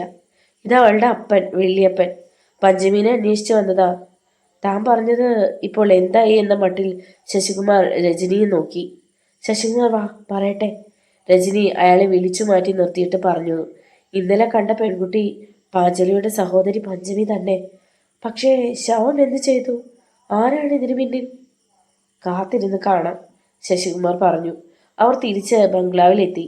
അപ്പോൾ അവരെ പ്രതീക്ഷിച്ചതുപോലെ നിക്കോളാസ് അവിടെ നിൽപ്പുണ്ടായിരുന്നു. എന്താ അമ്മാവ? ശശികുമാർ തിരക്കി. സാറേ, വെള്ളിയപ്പന്റെ മോളെ കാണാനില്ല. അമ്മവ, ഞാൻ ഇന്നലെ രാത്രി കണ്ടത് പഞ്ചമിയെ തന്നെയാ. എനിക്ക് നല്ല ഉറപ്പാ. സാർ പറഞ്ഞത് സത്യമാണെന്ന് ഇപ്പൊ എനിക്കും തോന്നുന്നുണ്ട്. മുഖത്ത് ദുഃഖഭാവം വരുത്തിക്കൊണ്ട് വാച്ച്മാൻ പറഞ്ഞു. പാവം വെള്ളിയപ്പൻ ചങ്കത്തടിച്ച് നിലവിളിച്ചുകൊണ്ടാ പോയിരിക്കുന്നത്. തലവിധി അല്ലാതെ എന്താ? പെരുവെടുത്തുകൊണ്ട് വൃദ്ധൻ അപ്പുറത്തേക്ക് പോയി. ഇയാളെ പിടിച്ച് 2 പൊട്ടീര് കൊടുത്താ സത്യം അറിയാം. രജനി ശശികുമാറിന്റെ കാതിൽ മന്ത്രിച്ചു. ഈ കാര്യത്തിൽ വാച്ച്മാൻ 100% നിരപരാധിയാണെന്ന് എനിക്ക് പറയാൻ കഴിയും. എങ്ങനെ? അത് ഞാൻ പിന്നെ വിശദമാക്കി തരാം. നീ വാ. നമുക്ക് ഇന്നലെ ശവം കിടന്ന മുറി ഒന്ന് പരിശോധിക്കണം. ശശികുമാറും രജനിയും ബംഗ്ലാവിന്റെ വരാന്തയിലൂടെ മുമ്പോട്ട് നടന്നു. ഒടുവിൽ അവർ മുറിയുടെ മുമ്പിൽ എത്തിച്ചേർന്നു. ഇതാണ് ആ മുറി. അടഞ്ഞു കിടന്ന വാതിലിൽ പിടിച്ച് ശശികുമാർ തള്ളി. വാതിൽ മലർക്കെ തുറന്നു. രാത്രി അവിടെ അങ്ങനെ ഒരു സംഭവം നടന്നതിന്റെ യാതൊരുവിധ ലക്ഷണവും ഉണ്ടായിരുന്നില്ല. ഈ മുറി മാത്രം എന്താ പൂട്ടാതെ ഇട്ടിരിക്കുന്നത്? രജനി ചോദിച്ചു. അത് വാച്ച്മാനോട് ചോദിച്ചു നോക്കാം. രജനിയുടെ കൂർമ്മ ദൃഷ്ടികൾ മുറിക്കുള്ളിൽ ചുറ്റി നടന്നു. ഇത് കണ്ടോ? അവൾക്ക് തറയിൽ നിന്ന് ഒരു സാധനം കിട്ടി. ഇതൊരു പാദസരമാണല്ലോ. വെള്ളി കൊണ്ടുണ്ടാക്കിയ പാദസരം. ശശികുമാർ അത് വാങ്ങി തിരിച്ചു മറിച്ചു നോക്കി. സംശയമില്ല, ഇത് മരിച്ച പെൺകുട്ടിയുടെ തന്നെ. പാഞ്ചാലിയെ കാണിച്ചു നോക്കിയാൽ ഇത് പഞ്ചമിയുടേതാണെന്ന് അറിയാം. ശശികുമാർ പാദസരം രജനിയുടെ കയ്യിൽ കൊടുത്തു. അവൾ അത് ജീൻസിന്റെ പോക്കറ്റിലിട്ടു. അവർ അന്വേഷണം മതിയാക്കി തിരിച്ചു വന്നു. അവരെ ശ്രദ്ധിച്ചുകൊണ്ട് നിൽക്കുകയായിരുന്നു നിക്കോളാസ്. അമ്മാവ, ഈ ബംഗ്ലാവിലെ എല്ലാ മുറികളും പൂട്ടിയിട്ടിരിക്കുകയാണല്ലോ. ആ മുറിക്ക് മാത്രം എന്താണ് പൂട്ടില്ലാതിരിക്കുന്നത്? രജനി ചോദിച്ചു. അതിന്റെ പൂട്ട് കളഞ്ഞുപോയി. പിന്നെ അത് വാങ്ങിയിട്ടില്ല എന്നതാണ് സത്യം. വാച്ച്മാൻ തപ്പി തടഞ്ഞുകൊണ്ടാണ് അത്രയും പറഞ്ഞൊപ്പിച്ചത്. അങ്ങനെയൊരു ചോദ്യം അയാൾ പ്രതീക്ഷിച്ചിരുന്നില്ല എന്ന് അവർക്ക് മനസ്സിലായി. ഇയാൾ പഠിച്ച കള്ളനാണ്. മുറിയിൽ വന്നതും രജനി പറഞ്ഞു. ഉച്ചയൂണ് കാലമാക്കാൻ സമയമായപ്പോഴേക്കും പാഞ്ചാലി തിരിച്ചു വന്നു. പഞ്ചമിയെ കണ്ട മോളെ? നിക്കോളാസ് തിരക്കി. ഇല്ല, ഊരിലുള്ളവരെല്ലാം തിരയാൻ പോയിരിക്കുക, ദുഃഖത്തോടെ പാഞ്ചാലി പറഞ്ഞു. കുറച്ച് വെള്ളം എടുക്കാൻ വേണ്ടി ഡൈനിങ് ഹാളിലേക്ക് വന്നപ്പോഴാണ് രജനി പാഞ്ചാലിയെ കണ്ടത്. വാച്ച്മാൻ കാണാതെ രജനി പാഞ്ചാലിയെ വിളിച്ചു. എന്താ? പാഞ്ചാലി രജനിയുടെ അടുത്തേക്ക് ചെന്നു. ഇത് ആരുടേതാണെന്ന് അറിയാമോ? പാദസരം എടുത്ത് പാഞ്ചാലിയെ കാണിച്ചു. അവൾ അത് വാങ്ങി സൂക്ഷിച്ചു നോക്കി. അയ്യോ, ഇത് പഞ്ചമിയുടേതാണ്. ചേച്ചിക്ക് ഇത് എവിടെ നിന്ന് കിട്ടി? വേവലാതിയോടെ പാഞ്ചാലി രജനിയെ നോക്കി. എനിക്ക് നദീതീരത്തു നിന്നും കിട്ടിയതാ. അവളെ വിഷമിപ്പിക്കാതിരിക്കാൻ വേണ്ടി രജനി അങ്ങനെയാണ് പറഞ്ഞത്. ഈ അവസരത്തിൽ അവളോട് സത്യാവസ്ഥ പറഞ്ഞ് ശരിയാവില്ല. പഞ്ചമിയുടെ കാലിൽ നിന്നും അവൾ അറിയാതെ പൊട്ടി വീണതായിരിക്കും. പാഞ്ചാലിയെ ആശ്വസിപ്പിക്കാൻ എന്നവണ്ണം രജനി പറഞ്ഞു. കയ്യിൽ വെച്ചോ, പഞ്ചമിക്ക് കൊടുക്കാം. പറഞ്ഞിട്ട് രജനി വെള്ളമെടുത്തുകൊണ്ട് മുറിയിലേക്ക് പോയി. നമ്മുടെ ഊഹം വളരെ ശരിയാണ്. പാദസരം പഞ്ചമിയുടേതാണ്. പാഞ്ചാലി അത് തിരിച്ചറിഞ്ഞു. മുറിയിലെത്തിയ രജനി ശശികുമാറിനോട് പറഞ്ഞു. എന്റെ ബലമായ സംശയം പഞ്ചമിയുടെ ശവം വെള്ളച്ചാട്ടത്തിൽ വലിച്ചെറിഞ്ഞു കാണുമെന്നാണ്. എങ്കിൽ 2 ദിവസം കഴിയുമ്പോൾ പുഴയുടെ താഴെ ഭാഗത്ത് എവിടെയെങ്കിലും പൊങ്ങും. ശശികുമാർ രജനിയെ നോക്കി. അന്ന് പകൽ മുഴുവൻ അവർ മുറിയിൽ കഴിഞ്ഞുകൂടി. ശശികുമാർ നന്നായിട്ട് ഉറങ്ങി. രജനി ഏതോ ഒരു പുസ്തകം വായിച്ചുകൊണ്ടിരുന്നു. ഒരു അപരിചിതനെ പോലെ സന്ധ്യ കടന്നു വന്നു. ബ്രിട്ടീഷ് ബംഗ്ലാവ് ഇരുളിൽ മൂടുകയും ചെയ്തു. ഇന്ന് രാത്രി എനിക്ക് കുറച്ച് പണിയുണ്ട്. രാത്രി ഭക്ഷണം കഴിച്ചതിന് ശേഷം മുറിയിൽ വന്ന ശശികുമാർ പറഞ്ഞു. ഞാനും വരാം. നീ വരണ്ട, അത് അപകടമാണ്. ഞാൻ പുറത്തിറങ്ങിക്കഴിഞ്ഞാൽ നീ അകത്ത് നിന്ന് വാതിൽ കുറ്റിയിടണം. ഞാൻ വന്ന് മുട്ടിയാൽ മാത്രമേ തുറക്കാവൂ. സൂക്ഷിക്കണം. മനസ്സില്ലാ മനസ്സോടെ രജനി പറഞ്ഞു. സമയം ഇഴഞ്ഞു നീങ്ങി. ബംഗ്ലാവിലെ എല്ലാ ലൈറ്റുകളും അണഞ്ഞു. ശശികുമാർ തന്റെ മുറിയിലെ വെളിച്ചവും അണച്ചു. വാച്ച്മാൻ ഉറക്കം പിടിച്ചു കാണും. ഞാൻ പുറത്തു പോവുകയാണ്, നീ വാതിലടച്ചു കിടന്നു. ടോർച്ച് എടുത്തുകൊണ്ട് ശശികുമാർ എണീറ്റു. പിന്നെ വാതിൽ തുറന്ന് പുറത്തിറങ്ങി. രജനി വാതിലടച്ച് കുറ്റിയിട്ട് ബെഡിൽ കയറി കിടന്നു. മാർച്ചാരപാതനായി ശശികുമാർ മുമ്പോട്ട് നടന്നു. നേരിയ നിലാവെളിച്ചമുണ്ടായിരുന്നതുകൊണ്ട് ടോർച്ച് തെളിച്ചില്ല. മാത്രമല്ല, പകൽ അവിടെയൊക്കെ ചുറ്റി നടന്ന സ്ഥലങ്ങളൊക്കെ നല്ല പരിചയമായി കഴിഞ്ഞിരുന്നു. ശശികുമാർ നദീതീരം ലക്ഷ്യം വെച്ച് തേയിലച്ചെടികൾക്കിടയിലൂടെയുള്ള ഒറ്റയടി പാതയിലൂടെ മുന്നോട്ട് നടന്നു. പെട്ടെന്ന് ആ കാഴ്ച കണ്ട് ശശികുമാർ ഒരു കാറ്റാടി മരത്തിന്റെ നിഴലിലേക്ക് മാറി നിന്നു. പാൻറ്റും കോട്ടും തൊപ്പിയും ധരിച്ച ഒരു രൂപം മുമ്പിൽ നടന്നു പോകുന്നു. ശശികുമാറിന് ഒരു ഉൾക്കിടിലമുണ്ടായി. ടാക്സി ഡ്രൈവറും വാച്ച്മാനും പറഞ്ഞ സായിപ്പിന്റെ പ്രേതം. കാട്ടുപൊന്തയ്ക്കുള്ളിലിരുന്ന് ഒരു പൂച്ച ഉറക്കെ കരഞ്ഞു. ദൂരെ പുഴയ്ക്കക്കരെ നിന്നും ഒരു നായ ഓരിയിടാൻ തുടങ്ങി. ശശികുമാറിന്റെ ഉള്ളിൽ നേരിയ ഭയമുണ്ടായി.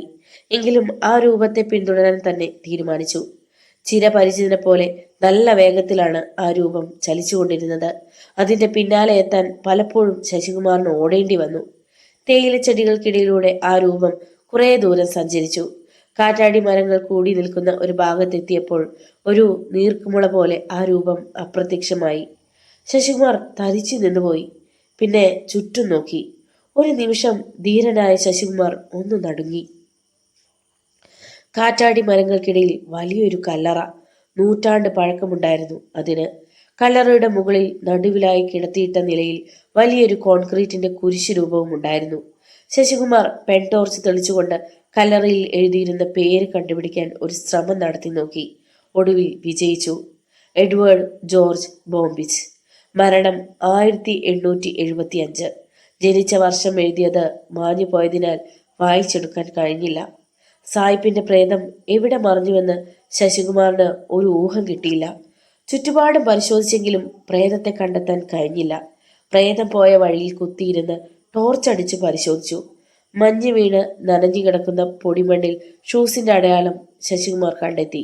അന്നത്തെ അന്വേഷണം മതിയാക്കി ശശികുമാർ ബംഗ്ലാവിലേക്ക് മടങ്ങി.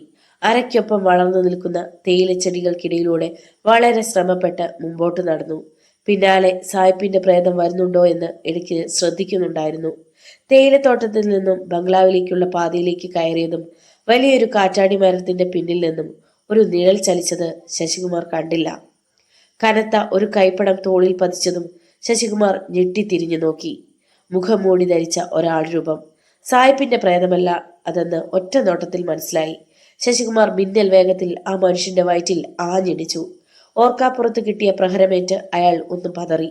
പിന്നെ ശശികുമാറിനെ തിരിച്ചടിച്ചു. അരമണിക്കൂർ നേരത്തോളം രണ്ടാളും ഇഞ്ചോടിഞ്ച് നിന്ന് പൊരുതി. ഒടുവിൽ ഇരുവരും ക്ഷീണിച്ച് മറിഞ്ഞു വീണു. ശശികുമാർ മുഖംമൂടിക്കാരന്റെ മുഖം മറച്ച ആവരണം വലിച്ചു പറിച്ചു. താങ്കളെ നല്ല പരിചയം തോന്നുന്നു. നിങ്ങൾ ഒരു പോലീസ് ഉദ്യോഗസ്ഥനല്ലേ? അതെ, അപരിചിതൻ പറഞ്ഞു. താങ്കളല്ലേ വെള്ളച്ചാട്ടത്തിൽ മരിച്ചു കിടന്ന പെൺകുട്ടിയുടെ കേസ് അന്വേഷിക്കുന്നത്? അതെ. താങ്കൾക്ക് എങ്ങനെ മനസ്സിലായി? പത്രങ്ങളിലൊക്കെ കണ്ടു. ഞാനൊരു ജേർണലിസ്റ്റാണ്. പേര് ശശികുമാർ. ഒരു സിഗരറ്റ് കത്തിച്ചുകൊണ്ട് ശശികുമാർ പറഞ്ഞു. താങ്കൾ പറഞ്ഞത് ശരിയാണ്.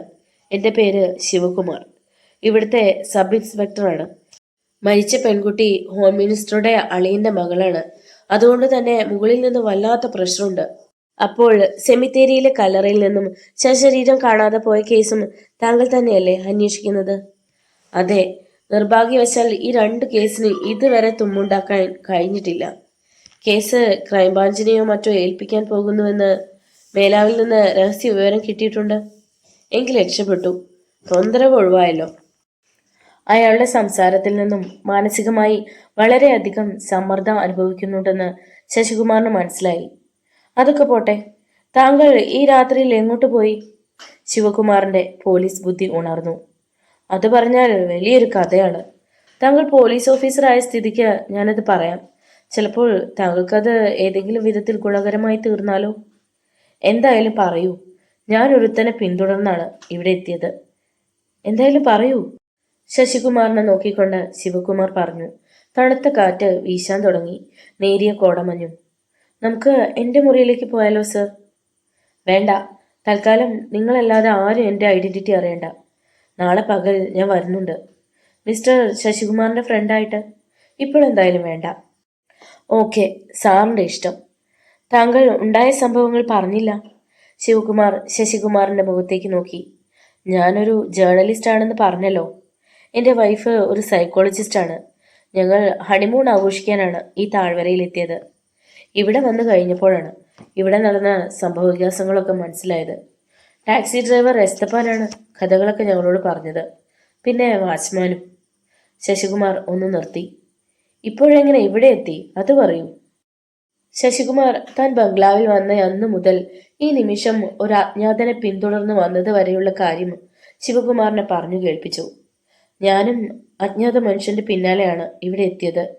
അയാൾ സായിപ്പിന്റെ പ്രേതവും മണ്ണാക്കട്ടയൊന്നുമല്ല. സായിപ്പിന്റെ കല്ലറയ്ക്ക് സമീപം എത്തിയപ്പോൾ അയാൾ അപ്രത്യക്ഷമായി.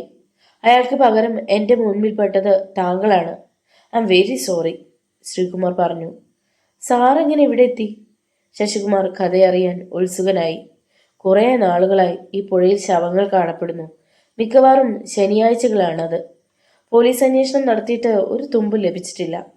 പലതും തെളിവില്ലാത്തതുകൊണ്ട് തേഞ്ഞു മാഞ്ഞു പോയി. കഴിഞ്ഞയാഴ്ച ടൂർ വന്ന ഒരു പെൺകുട്ടിയെ കാണാതായി. ആ കുട്ടിയുടെ പിതാവ് ഹോം മിനിസ്റ്ററിന്റെ അളിയനാണ്. താങ്കൾക്കറിയാമല്ലോ. അതുകൊണ്ട് തന്നെ അന്വേഷണം ഊർജിതമായി. ഞാനിവിടെ ചാർജ് എടുത്തിട്ട് 4 മാസമായതേ ഉള്ളൂ. ഇവിടെ എൻ്റെ ആദ്യത്തെ കേസാണിത്. ഈ കേസിനോടൊപ്പം ഇതുവരെ ഇവിടെ നടന്ന കൊലപാതകങ്ങൾക്കെല്ലാം ഒരു അവസാനം കണ്ടെത്തണമെന്ന ആഗ്രഹമായിട്ടാണ് ഞാൻ ഇറങ്ങി പുറപ്പെട്ടത്. ഈ പുഴയുടെ താഴെ ഭാഗത്ത് ഒരു വെള്ളച്ചാട്ടമുണ്ട്. സാധാരണ ശവങ്ങൾ അടിയുന്നത് അവിടെയാണ്. അതിന് 1 കിലോമീറ്റർ അകലെയായി ഒരു ചെക്ക് പോസ്റ്റ് ഉണ്ട്. അവിടെ ഡ്യൂട്ടിയിലുള്ള ഗാർഡുകളാണ് മിക്കവാറും ശവശരീരങ്ങൾ ആദ്യം കാണുന്നത്. ഞാൻ ചെക്ക് പോസ്റ്റിൽ ചെന്ന് ഡ്യൂട്ടിയിലുണ്ടായിരുന്ന ഗാർഡുകളെ കണ്ടു. ശിവകുമാർ ഒന്ന് നിർത്തി. ചില മാസങ്ങളിൽ 1-2 ശവങ്ങൾ ഇവിടെ വന്ന് അടിയാറുണ്ട്. ഞങ്ങളാണ് പോലീസ് സ്റ്റേഷനിൽ അറിയിക്കാറ്, ഗാർഡ് പരമപിള്ള പറഞ്ഞു. പുഴയിലൂടെ ശവങ്ങൾ ഒഴുകി വരാൻ തുടങ്ങിയത് എന്നു മുതലാണെന്ന് പരമപിള്ള ഓർക്കുന്നുണ്ടോ? ഏതാണ്ട് 1 വർഷമായി കാണും. മാസത്തിൽ 1 അടിയാറുണ്ട്. മിക്കവാറും സ്ത്രീകളുടേതായിരിക്കും. ചിലപ്പോൾ കാട്ടുവർഗക്കാരായ പെൺകുട്ടികളുടെയും പുരുഷന്മാരുടെയും ശവങ്ങൾ അടിയാറുണ്ട് സർ. അത് മിക്കവാറും ശനിയാഴ്ചയാണ് ഒഴുകി വരാറ്. ശവങ്ങൾക്ക് എന്തെങ്കിലും പ്രത്യേകതകളുള്ളതായി തോന്നിയിട്ടുണ്ടോ? ഉണ്ട് സർ. എല്ലാ ശവങ്ങളിലും കഴുത്തിൽ സൂചി കൊണ്ട് കുത്തിയതുപോലെ 1-2 പാടുകൾ കാണാറുണ്ട്. സർ, കയത്തിലൊരു ശവം. പരിഭ്രാന്തിയോടെ ഗാർഡ് സുധാകരൻ ഓടി വന്നു. ഈശ്വര, ഇന്ന് ശനിയാഴ്ചയാണ്, പരമപിള്ള അറിയാതെ പറഞ്ഞു. എങ്കിൽ വരൂ, നമുക്ക് അങ്ങോട്ട് പോകാം. ശിവകുമാർ കർമ്മനിരതനായി. പരമപിള്ളയ്ക്കും സുധാകരനുമൊപ്പം ശിവകുമാർ പുഴയിലേക്ക് പാഞ്ഞു. വെള്ളച്ചാട്ടത്തിന് താഴെ കയത്തിനു സമീപം ഒരു പെൺകുട്ടിയുടെ ശവശരീരം കിടപ്പുണ്ടായിരുന്നു. ഒറ്റ നോട്ടത്തിൽ തന്നെ അത് ഹോം മിനിസ്റ്ററുടെ അളിയന്റെ കാണാതായ മകളാണെന്ന് ശിവകുമാറിന് മനസ്സിലായി. ശിവകുമാർ അടുത്തു ചെന്ന് ശവശരീരം പരിശോധിച്ചതും പരമപിള്ള പറഞ്ഞതുപോലെ കഴുത്തിൽ സൂചി കൊണ്ട് കുത്തി കീഴ്ച്ചതുപോലെ 1-2 പാടുകളുണ്ടായിരുന്നു.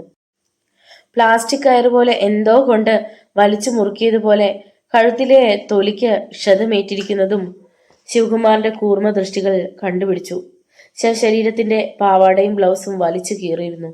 കീറിയ ബ്ലൗസിനുള്ളിലൂടെ അവളുടെ കൊഴുത്ത സ്ഥലങ്ങളിലൊന്ന് കുറച്ച് പുറത്തേക്ക് ചാടിക്കിടന്നിരുന്നു. ശിവകുമാർ പെൺകുട്ടിയുടെ പാവാട ഉയർത്തി നോക്കി. അടിവസ്ത്രങ്ങൾ ഇല്ലായിരുന്നു.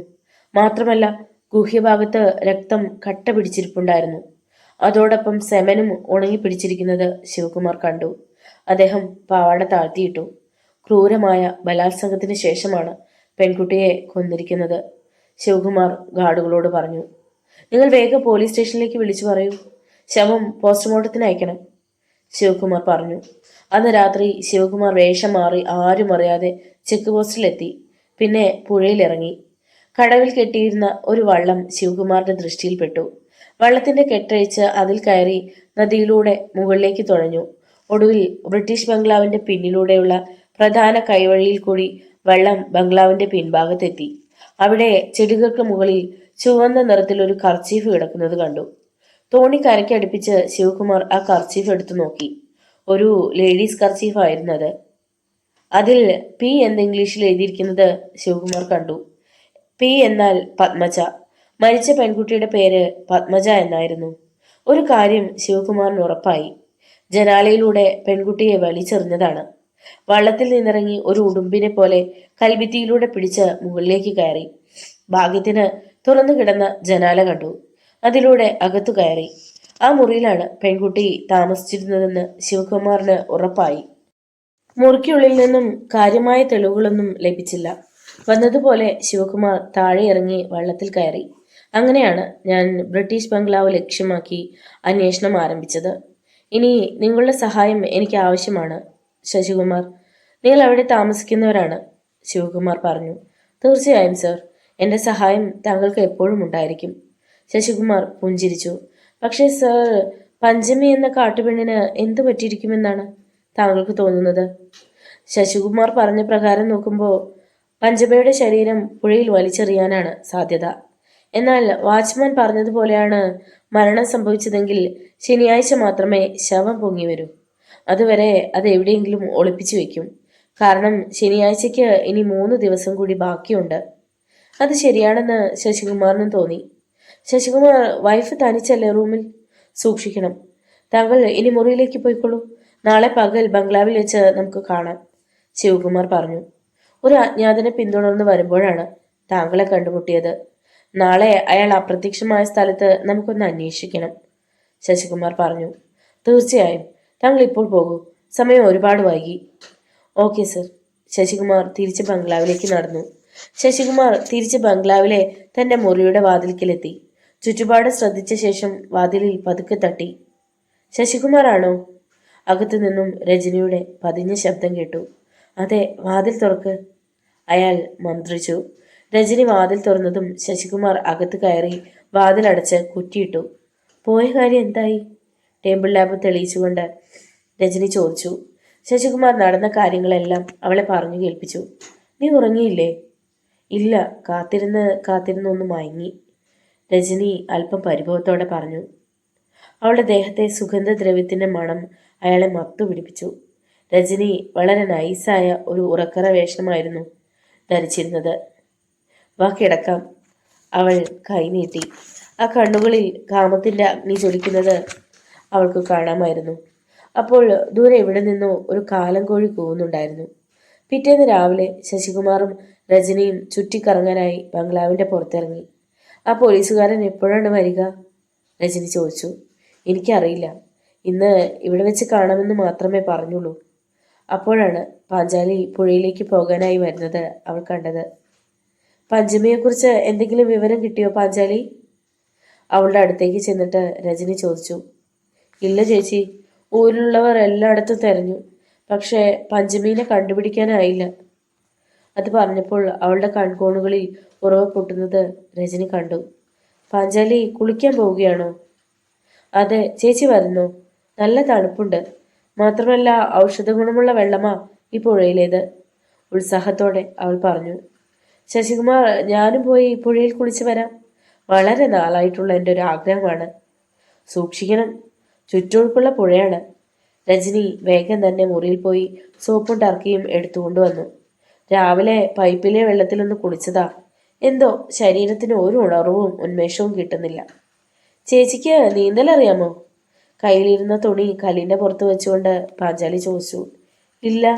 എങ്കിൽ ചേച്ചി അരികിൽ നിന്ന് കുളിച്ചാൽ മതി, നടുഭാഗത്തേക്ക് പോകണ്ട, പറഞ്ഞുകൊണ്ട് പാഞ്ചാലി ഉടുവസ്ത്രങ്ങൾ അഴിച്ച് കല്ലിൻ്റെ പുറത്ത് വെച്ചു. ഈ കടവിലേക്ക് ആരെങ്കിലും വരുമോ പാഞ്ചാലി? ഇട്ടിരുന്ന ടീഷർട്ട് ഊരി കുറച്ചപ്പുറത്തേക്ക് മാറ്റി വെച്ചുകൊണ്ട് രജനി തിരക്കി. ഇല്ല ചേച്ചി, 3 വശത്തും കാടല്ലേ. ഈ ഭാഗത്തു നിന്ന് ആരെങ്കിലും വന്നാൽ നമുക്ക് കാണാമല്ലോ, തുണിയിൽ സോപ്പ് തേച്ചുകൊണ്ട് പാഞ്ചാലി പറഞ്ഞു. രജനി ജീൻസിന്റെ സിബ് ഊരിയിട്ട് അത് പിടിച്ച് താഴേക്ക് ഊർത്തിയിട്ടു. ചേച്ചിയുടെ നിറം നല്ല സ്വർണത്തിന്റെ നിറമാ, പാഞ്ചാലി പറഞ്ഞു. പാഞ്ചാലിയും സുന്ദരിയാ. ആരാ പാഞ്ചാലിയെ മംഗലം കഴിക്കുന്നത്? ആരെങ്കിലും കണ്ടുവച്ചിട്ടുണ്ടോ? ടർക്കി ടവൽ മാർത്ത് ചുറ്റിക്കൊണ്ട് രജനി ചോദിച്ചു. ഈ ചേച്ചി, നാണത്തോടെ പാഞ്ചാലി മുഖം കുനിച്ചു. അപ്പൊ ആരോ ഉണ്ട്. ആരാണ് പാഞ്ചാലിയുടെ കാമദേവൻ? പറയ് മരുത്. അങ്ങനെ വഴിക്ക് വാ. എന്നാണ് നിങ്ങളുടെ മംഗലം? അത് തീരുമാനിച്ചിട്ടില്ല ചേച്ചി. എന്റെ മംഗലത്തിന് ചേച്ചി വരുമോ? എന്നെ അറിയിച്ച തീർച്ചയായും പാഞ്ചാലിക്കുട്ടിയുടെ കല്യാണത്തിന് ഞാൻ വരും, രജനി ചിരിച്ചുകൊണ്ട് പറഞ്ഞു. ഉച്ചയൂണിന് ശേഷം ശശികുമാറും രജനിയും മുറിയിൽ വിശ്രമിക്കുകയായിരുന്നു. പാവം പാഞ്ചാലി, എത്ര നിഷ്കളങ്കയാണ് അവൾ, രജനി പറഞ്ഞു. എന്താ ഇത്ര സെന്റിമെന്റ്സ്? കുളിക്കാൻ പോയപ്പോൾ അവൾ വല്ലത് പറഞ്ഞോ? പറഞ്ഞു, മരുത എന്ന പയ്യനാണ് അവളെ കല്യാണം കഴിക്കുന്നതെന്ന്. കാട്ടുമൂപ്പന്റെ മകനാ മരുത്. ചെറുപ്പം മുതൽ കളിച്ചു വളർന്നവർ. അന്ന് എപ്പോഴോ മാതാപിതാക്കൾ പറഞ്ഞുറപ്പിച്ചതാണത്രേ. മലങ്കാളിയുടെ മുമ്പിൽ വെച്ച് ചൈത്രമാസത്തെ പൗർണമിയുടെ അന്നാണ് താലികെട്ട്. കാട്ടിലെ ആചാരം അങ്ങനെയാണത്രേ. ഇതാണോ ഇത്ര വലിയ കാര്യം? ഓരോ നാട്ടിൽ ഓരോ ആചാരങ്ങൾ. അതല്ല ശശികുമാർ, കല്യാണത്തിന് മുമ്പ് അവളെ ഒന്ന് തൊട്ടുപോലും അശുദ്ധമാക്കാൻ പാടില്ല. കാട്ടിലെ വിധി അതാണ്. നമ്മുടെ നാട്ടിലാണെങ്കിലോ? നീ ഒരു കാര്യം ചെയ്യ്, ഇപ്പോൾ സൈക്കോളജിയിൽ ഒരു ഡോക്ടറേറ്റ് ഉണ്ടല്ലോ. ഇനി ആദിവാസികളെ കുറിച്ച് റിസർച്ച് നടത്തി ഒരു തീസിസ് തയ്യാറാക്ക്. ചിലപ്പോ ഒരു ഡോക്ടറേറ്റ് കൂടി കിട്ടാതിരിക്കില്ല. ശശികുമാർ അവളെ കളിയാക്കി ചിരിച്ചു. എന്തു പറഞ്ഞാലും ഒരു തമാശ. ഞാൻ വിളക്കമോ? രജനി മുഖം വെറുപ്പിച്ച് മാറിയിരുന്നു. ഇപ്പോഴാ നിന്നെ കാണാൻ കൂടുതൽ സൗന്ദര്യം. അവളുടെ കവിളിൽ ചൂണ്ടുവിരൽ കൊണ്ട് കുത്തി. സാറേ, നിക്കോളാസ് വിളിച്ചുകൊണ്ട് വാതിൽ തട്ടി. ശശികുമാർ എണീറ്റ് വാതിൽ തുറന്നു. സാറിനെ കാണാൻ നാട്ടിൽ നിന്നൊരാൾ വന്നിരിക്കുന്നു, വാച്ച്മാൻ പറഞ്ഞു. എവിടെ? അപ്പുറത്തുണ്ട്, വരൂ. ശശികുമാർ വാച്ച്മാന്റെ പിന്നാലെ ബംഗ്ലാവിന്റെ മുൻവശത്തേക്ക് ചെന്നു. ചുറ്റുപാട് നിരീക്ഷിച്ചുകൊണ്ട് നിൽക്കുന്ന അജാനുബാഹുവായ മനുഷ്യനെ പെട്ടെന്ന് ശശികുമാറിന് മനസ്സിലായില്ല. ആരാ? ശശികുമാർ ചോദിച്ചു. അപരിചിതൻ തിരിഞ്ഞു.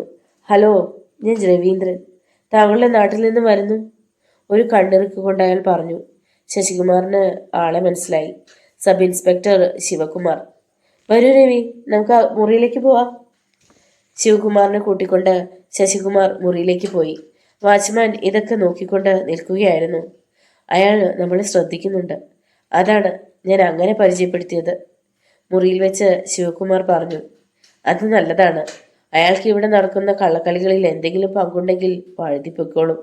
ആ, ശിവകുമാർ, ഇതെന്റെ വൈഫ് രജനി, സൈക്കോളജിസ്റ്റാണ്. ശ്രീകുമാറിന് രജനിയെ പരിചയപ്പെടുത്തി. ശശികുമാർ, ഞാൻ വന്നത് എന്തിനാണെന്ന് അറിയാമല്ലോ. നമ്മൾ 3 പേരും കൂടി പുറത്തിറങ്ങി ഇവിടെയൊക്കെ ചുറ്റി നടന്ന് കാണുന്ന വ്യാജേന ഇന്നലെ അയാൾ അപ്രത്യക്ഷമായ ഭാഗത്ത് പോയി ഒരു പരിശോധന നടത്തണം. ഞങ്ങൾ റെഡി. താങ്കൾക്ക് ചായ വേണമെങ്കിൽ ഞാൻ വാച്ച്മാനെ വിളിക്കാം. ഇപ്പോൾ വേണ്ട, നമുക്ക് പുറത്തേക്ക് പോകാം. ശരി. മൂവരും ബംഗ്ലാവിന് പുറത്തിറങ്ങി തേയില ചെടികൾക്കിടയിലൂടെ കാഴ്ചകൾ കണ്ട് മുന്നോട്ട് നടന്നു. വള്ളക്കാരൻ വൃദ്ധനായിരിക്കും ഇങ്ങോട്ട് കടത്തിവിട്ടത്, അല്ലേ? അതെ, കഴിഞ്ഞ രാത്രിയിൽ ഞാൻ അയാൾ അറിയാതെ വള്ളമെടുത്താണ് ഇവിടെ വന്നത്. സന്ധ്യ കഴിഞ്ഞ പട്ടച്ചാരായം അടിച്ച് എവിടെയെങ്കിലും വീണ് കിടന്നുറങ്ങും വൃദ്ധൻ, ശശികുമാർ പറഞ്ഞു. അവരെ സംശയത്തോടെ നിരീക്ഷിച്ചുകൊണ്ട് ബംഗ്ലാവിന്റെ മുറ്റത്ത് വാച്ച്മാൻ നിക്കോളസ് നിന്നിരുന്നു. അവർ നടന്ന് സായിപ്പിന്റെ കല്ലറ സ്ഥിതി ചെയ്യുന്ന സ്ഥലത്തെത്തി. അവിടം കാറ്റാടി മരങ്ങൾ നിറഞ്ഞു നിൽക്കുന്ന ഒരു സ്ഥലമായിരുന്നു. അതിനു ചുറ്റും വലിയ കാട്ടുപൊന്തകളും ഉണ്ടായിരുന്നു. മാത്രമല്ല, ഒരു പ്രത്യേക തരം വള്ളിപ്പടർപ്പ് പടർന്നു പന്തലിച്ച് കിടക്കുന്നു. ഇവിടെ വച്ചാണ് ആ മനുഷ്യൻ നമ്മളെ കബളിപ്പിച്ച് രക്ഷപ്പെട്ടത്. പൂഴിമണ്ണിൽ തലേന്ന് രാത്രി പതിഞ്ഞ അവരുടെ കാൽപ്പാടുകൾ നിരീക്ഷിച്ചുകൊണ്ട് ശശികുമാർ പറഞ്ഞു. പെട്ടെന്ന് രജനി വിളിച്ചുപോയി. ശശികുമാർ, ഒന്ന് ഓടി വരൂ, ഇവിടെ ഒരു വീട്. ശശികുമാറും ശിവകുമാറും ഓടി രജനിയുടെ അടുത്തെത്തി. ഞാന്നു കിടക്കുന്ന വള്ളിപ്പടർപ്പുകൾ മാറ്റി നോക്കിയപ്പോൾ ഒരു വാതിൽ അവരുടെ ദൃഷ്ടിയിൽപ്പെട്ടു.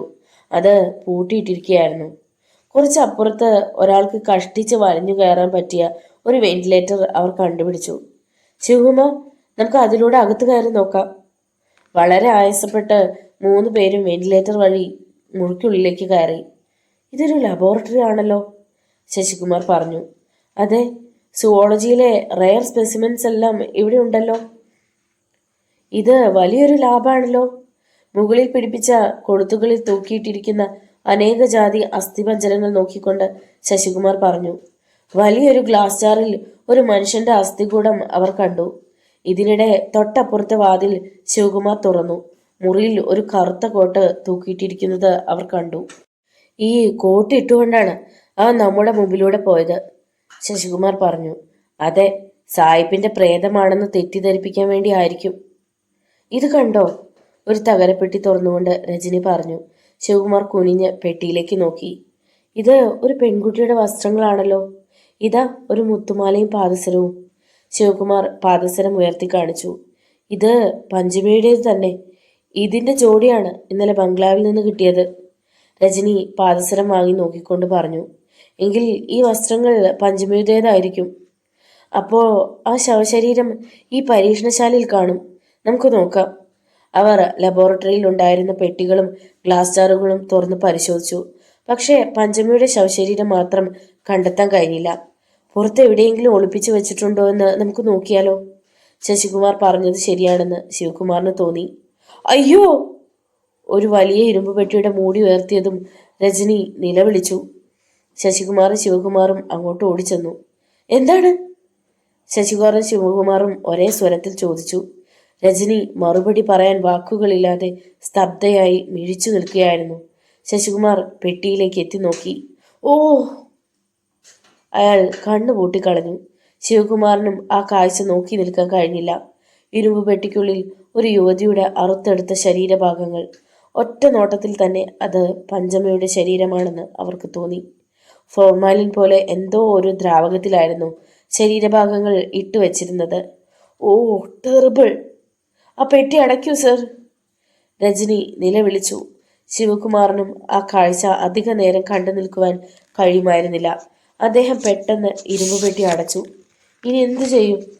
ശശികുമാർ ഉദ്യോഗത്തോടെ ശിവകുമാറിനെ നോക്കി. തൽക്കാലം ഇതൊന്നും മറ്റാരും അറിയരുത്. നമുക്ക് ആ ഭീകരനെ ജീവനോടെ പിടിക്കണം. അവൻ ഇവിടെ എന്ത് പരീക്ഷണമാണ് നടത്തുന്നതെന്ന് കണ്ടുപിടിക്കണം. ശിവകുമാറിന്റെ വാക്കുകളിലെ ദൃഢത ശശികുമാർ തിരിച്ചറിഞ്ഞു. ഞങ്ങൾ ഒപ്പമുണ്ട് സർ. ഹണിമൂൺ ആഘോഷം ഈ കേസ് കഴിയുന്നതുവരെ അവധിക്ക് വെച്ചു. ശിവകുമാറിന്റെ കൈ പിടിച്ചമർത്തിക്കൊണ്ട് ശശികുമാർ പറഞ്ഞു. വളരെ നന്നായി. നിങ്ങളുടെ സഹായം കൂടി ഉണ്ടെങ്കിൽ ആ രക്തദാഹിയെ നമുക്ക് എത്രയും പെട്ടെന്ന് ലോക്കപ്പിലാക്കാൻ കഴിയും. അവർ രഹസ്യ സങ്കേതത്തിൽ നിന്നും പുറത്തിറങ്ങി. പറഞ്ഞതെല്ലാം ഓർമ്മയുണ്ടല്ലോ? ഒരാളും അറിയരുത്. മാത്രമല്ല, നിങ്ങൾ സൂക്ഷിക്കുകയും വേണം. യാത്ര പറയാൻ നേരം ശിവകുമാർ അവരോട് പറഞ്ഞു. അയാൾ കടത്തുകടവിലേക്ക് നടന്നതും ശശികുമാറും രജനിയും ബംഗ്ലാവിലേക്ക് തിരിച്ചു നടന്നു. രജനി ശബ്ദിക്കാൻ മറന്നു നിൽക്കുകയായിരുന്നു. കുറച്ചു മുമ്പ് കണ്ട കാഴ്ച മനസ്സിൽ നിന്നും മായുന്നതേയില്ല. ഇതെങ്ങനെ പാഞ്ചാലിയോട് പറയും? അവൾക്കറിയില്ലായിരുന്നു. അവർ ചെല്ലുന്നതും കാത്ത് വാച്ച്മാൻ പുറത്തു തന്നെ നിൽക്കുന്നുണ്ടായിരുന്നു. സാറേ, കൂട്ടുകാരൻ പോയോ? ഞാൻ കാപ്പിയുമായി കാത്തിരിക്കുകയായിരുന്നു. നിങ്ങൾ എങ്ങോട്ടാണ് പോയത്? ഞങ്ങൾ ഒന്ന് ചുറ്റാൻ പോയി. കൂട്ടുകാരന് അത്യാവശ്യമായി നാട്ടിലേക്ക് പോകാനുള്ളതുകൊണ്ട് ആ വഴി തന്നെ പോയി. സൂക്ഷിക്കണം സാറേ, ഇത് അത്ര നല്ല സ്ഥലമില്ലെന്ന് അറിയാമല്ലോ. നേരെ സന്ധ്യയായി. ഇനി പുറത്തുകൂടി കറങ്ങി നടക്കുന്നത് അപകടമാണ്. നിക്കോളാസ് കുറച്ച് ഗൗരവത്തിലായിരുന്നു. സന്ധ്യ കഴിഞ്ഞപ്പോഴാണ് പാഞ്ചാലി ബംഗ്ലാവിൽ നിന്ന് കുടിയിലേക്ക് പോയത്. സ്ഥിരം പോകുന്ന കാട്ടുവഴികളിലൂടെ അവൾ വേഗത്തിൽ നടന്നു. സൂര്യൻ ചരമഗിരിക്കപ്പുറം മറഞ്ഞു. താഴ്വരയ്ക്ക് മുകളിൽ ഇരുൾ നിറഞ്ഞു. മങ്ങിയ നാട്ടുവെളിച്ചത്തിൽ പാഞ്ചാലി മുന്നോട്ട് നടന്നു. പെട്ടെന്ന് കാറ്റാടി മരങ്ങൾക്കിടയിൽ നിന്നും ഒരു കറുത്ത രൂപം ഇറങ്ങി അവളുടെ പിന്നാലെ വന്നു. അടുത്ത നിമിഷം ആ രൂപം അവളെ കടന്നു പിടിച്ചു. അലറിക്കരയാൻ വാ തുറന്നു. അവളുടെ വായും മൂക്കും എന്തോ ഒരു സാധനം കൊണ്ട് അടച്ചു പിടിച്ചു. 1-2 നിമിഷം കഴിഞ്ഞതും അയാൾ കൈ അയച്ചു. വാടിയ ചെമ്പിൻ തണ്ട് പോലെ പാഞ്ചാലി കുഴഞ്ഞു വീണതും അയാൾ താങ്ങി പിടിച്ചു. പിന്നെ അവളെ എടുത്ത് തോളിലിട്ടുകൊണ്ട് ഇരുളിന്റെ മറപറ്റി മുന്നോട്ട് നടന്നു. കുറേ ദൂരം നടന്നു കഴിഞ്ഞതും വള്ളിപ്പറപ്പിനുള്ളിലെ രഹസ്യ അറയിൽ എത്തിച്ചേർന്നു. പോക്കറ്റിൽ നിന്നും ഒരു താക്കോൽ എടുത്ത് വാതിൽ തുറന്ന് അയാൾ അവളെയും കൊണ്ട് അകത്ത് കയറി. എന്നിട്ട് വാതിൽ അടച്ചു പൂട്ടി. പാഞ്ചാലിയുടെ അബോധാവസ്ഥയിലായ ശരീരം ലബോറട്ടറിയിലെ മേശപ്പുറത്ത് മലർത്തി കിടത്തി. പിന്നെ മേശപ്പുറത്തിരുന്ന് ഗ്ലാസ് ലൈറ്ററിന്റെ ലൈറ്റർ ഉരച്ച് കത്തിച്ചു. മുറിക്കുള്ളിൽ വെളിച്ചം പടർന്നു. അപ്പോഴും പാഞ്ചാലി ബോധശൂന്യായി കിടക്കുകയായിരുന്നു. ആ മനുഷ്യൻ കുറേ നേരം പാഞ്ചാലിയെ സൂക്ഷിച്ചു നോക്കി. പിന്നെ ഒരു കടാര എടുത്തു. എന്നിട്ട് പാഞ്ചാലിയുടെ ബ്ലൗസിനുള്ളിലൂടെ കടാര കടത്തി ഒറ്റ വലി. ബ്ലൗസ് 2ആയി ചീന്തിപ്പോയി. ബ്ലൗസിനുള്ളിൽ നിന്നും പൊട്ടാറായ അവളുടെ കൊഴുത്ത താരുണ്യം പുറത്തു ചാടി. അത് അയാളെ വിളറി പിടിപ്പിച്ചു. പിന്നെ കടാര അവളുടെ പൊക്കിൽ കുഴിയുടെ ഭാഗത്തുകൂടി പാവാടയുടെ അടിയിലേക്ക് കടത്തി വലിച്ചു. പാവാട ചരടടക്കം മുറിഞ്ഞു. ആ മുറിപ്പാടിലൂടെ വീണ്ടും കടാര കടത്തി താഴേക്ക് വലിച്ചപ്പോൾ പാവാടയും 2 കഷ്ണമായി ചീന്തിപ്പോന്നു. കീറിയ വസ്ത്രങ്ങൾ എടുത്തു മാറ്റി. പൂർണ്ണ നഗ്നയായി പാഞ്ചാലി മേശപ്പുറത്ത് മലർന്നു കിടന്നു. കുറേ നേരം അയാൾ ആ കാഴ്ച ആസ്വദിച്ചെന്ന പോലെ നോക്കി നിന്നു. പിന്നെ തന്റെ വസ്ത്രങ്ങൾ അഴിച്ചെറിഞ്ഞ് നഗ്നനായി മേശപ്പുറത്തേക്ക് കയറി. ഒരു മഹാമേരുവിനെ പോലെ പാഞ്ചാലിയുടെ ദേഹത്തേക്ക് അമർന്നു. രാവിലെ പാഞ്ചാലി വരാത്തതുകൊണ്ട് വാച്ച്മാൻ തന്നെയാണ് ബ്രേക്ക്ഫാസ്റ്റ് തയ്യാറാക്കിയത്. ശശികുമാറും രജനിയും ബ്രേക്ക്ഫാസ്റ്റ് കഴിച്ചുകൊണ്ടിരിക്കുമ്പോൾ വാച്ച്മാൻ ആരോടും സംസാരിക്കുന്നത് കേട്ടു. അത് വെള്ളിയപ്പനും മരുതുമായിരുന്നു. കഴിഞ്ഞ രാത്രി പാഞ്ചാലി കുടിയിൽ ചെന്നിട്ടില്ലത്രേ. വിവരമറിഞ്ഞ് വാച്ച്മാൻ അമ്പരന്നു. അവരുടെ സംസാരം കേട്ടുകൊണ്ടാണ് ശശികുമാർ അങ്ങോട്ട് ചെന്നത്. വെള്ളിയപ്പനിൽ നിന്നും കാര്യങ്ങൾ ഊഹിച്ച ശശികുമാറിന് ഞെട്ടലുണ്ടായി. പാഞ്ചാലി മിക്കവാറും ആ രഹസ്യ സങ്കേതത്തിലുണ്ടാവും. ഒരു പക്ഷേ കഷ്ണങ്ങളായിട്ട്. അതോർത്തപ്പോൾ ശരീരത്തിലെ രോമങ്ങൾ എഴുന്നു നിന്നു. പാഞ്ചാലി ജീവനോടെ ഉണ്ടെങ്കിൽ അവളെ രക്ഷിക്കണം. ശിവകുമാർ വരാൻ കാത്തു നിൽക്കാൻ സമയമില്ല. രജനി, ഞാൻ ഉടൻ വരാം. നീ മുറിയിലിരുന്നോളൂ. ശശികുമാർ വേഗം തേയിലത്തോട്ടത്തിലൂടെ രഹസ്യ സങ്കേതത്തിലേക്ക് പുറപ്പെട്ടു. താമസിക്കുന്ന ഓരോ നിമിഷവും അപകടമാണെന്ന് അയാൾക്ക് തോന്നി. ആരും കാണുന്നില്ലെന്ന് ഉറപ്പുവരുത്തിയിട്ട് ശശികുമാർ പടർന്നു പന്തലിച്ചു കിടക്കുന്ന വള്ളിക്കിടയിലൂടെ രഹസ്യ അറയിലേക്ക് കയറി. എന്നിട്ട് വെന്റിലേറ്റർ വഴി പരീക്ഷണശാലയ്ക്കുള്ളിലേക്ക് ഇറങ്ങി. മുറിക്കുള്ളിൽ വെറി പിടിച്ചവനെ പോലെ ശശികുമാർ ഓടി നടന്നു. തലേന്ന് പാഞ്ചാലി ധരിച്ച വസ്ത്രങ്ങൾ കഷ്ണങ്ങളായി മുറിയുടെ മൂലക്കിട്ടിരിക്കുന്നത് ശശികുമാർ കണ്ടു. ഒടുവിൽ വലിയ 2 ഗ്ലാസ് ബോക്സുകൾക്ക് നടുവിൽ നഗ്നയായ പാഞ്ചാലിയുടെ ശരീരം ശശികുമാർ കണ്ടുപിടിച്ചു. ഒറ്റ കുതിപ്പിന് അവളുടെ സമീപമെത്തി. പിന്നെ മൂക്കിൽ കൈ ചേർത്ത് നോക്കി. നേരിയ തോതിൽ ശ്വാസമെടുക്കുന്നുണ്ട്. ശശികുമാറിന് സമാധാനമായി. അയാൾ പാഞ്ചാലിയുടെ ഇളം ശരീരം ആകെയെന്ന് ഓടിച്ചു നോക്കി. ക്രൂരമായ രീതിയിൽ ബലാത്സംഗം നടന്നിട്ടുണ്ടെന്ന് അയാൾക്ക് മനസ്സിലായി. എത്രയും പെട്ടെന്ന് വൈദ്യസഹായം കിട്ടിയാൽ ജീവൻ രക്ഷിക്കാൻ കഴിയും. ശശികുമാർ കീറിയ വസ്ത്രങ്ങൾ കൊണ്ട് അവളുടെ ശരീരം മറച്ചു. പിന്നെ വാതിലിന്റെ പൂട്ട് അടിച്ചു തകർത്ത് പാഞ്ചാലിയെ എടുത്ത് തോളിലിട്ടുകൊണ്ട് ബംഗ്ലാവിലേക്ക് ഓടി. വഴിക്ക് വെച്ച് വെള്ളിയപ്പനെയും മരുതിനെയും കണ്ടു. പുഴക്കരയിലെ കാട്ടിനുള്ളിൽ ബോധരഹിതയായി കിടക്കുകയായിരുന്നു. ഇവളെ ആരോ ആക്രമിച്ചിട്ടുണ്ട്. എത്രയും വേഗം വൈദ്യരുടെ അടുത്തെത്തിക്കണം. ഒറ്റ ശ്വാസത്തിൽ ശശികുമാർ പറഞ്ഞു. പാഞ്ചാലിയെ വെള്ളിയപ്പനും മരുതും കൂടി തങ്ങളുടെ കൈകളിലേക്ക് വാങ്ങി. പിന്നെ മരുത് ഒറ്റയ്ക്ക് അവളെയും കൊണ്ട് ഊരിലേക്ക് ഓടി. നന്ദി സാറേ, എന്റെ മോളെ സാർ കണ്ടുപിടിച്ച് ജീവനോട് കൊണ്ടുവന്ന് തന്നല്ലോ. മലങ്കാളി സാറിനെ കാത്തു രക്ഷിക്കട്ടെ. വെള്ളിയപ്പൻ മരുതിന് പിന്നാലെ ഓടി.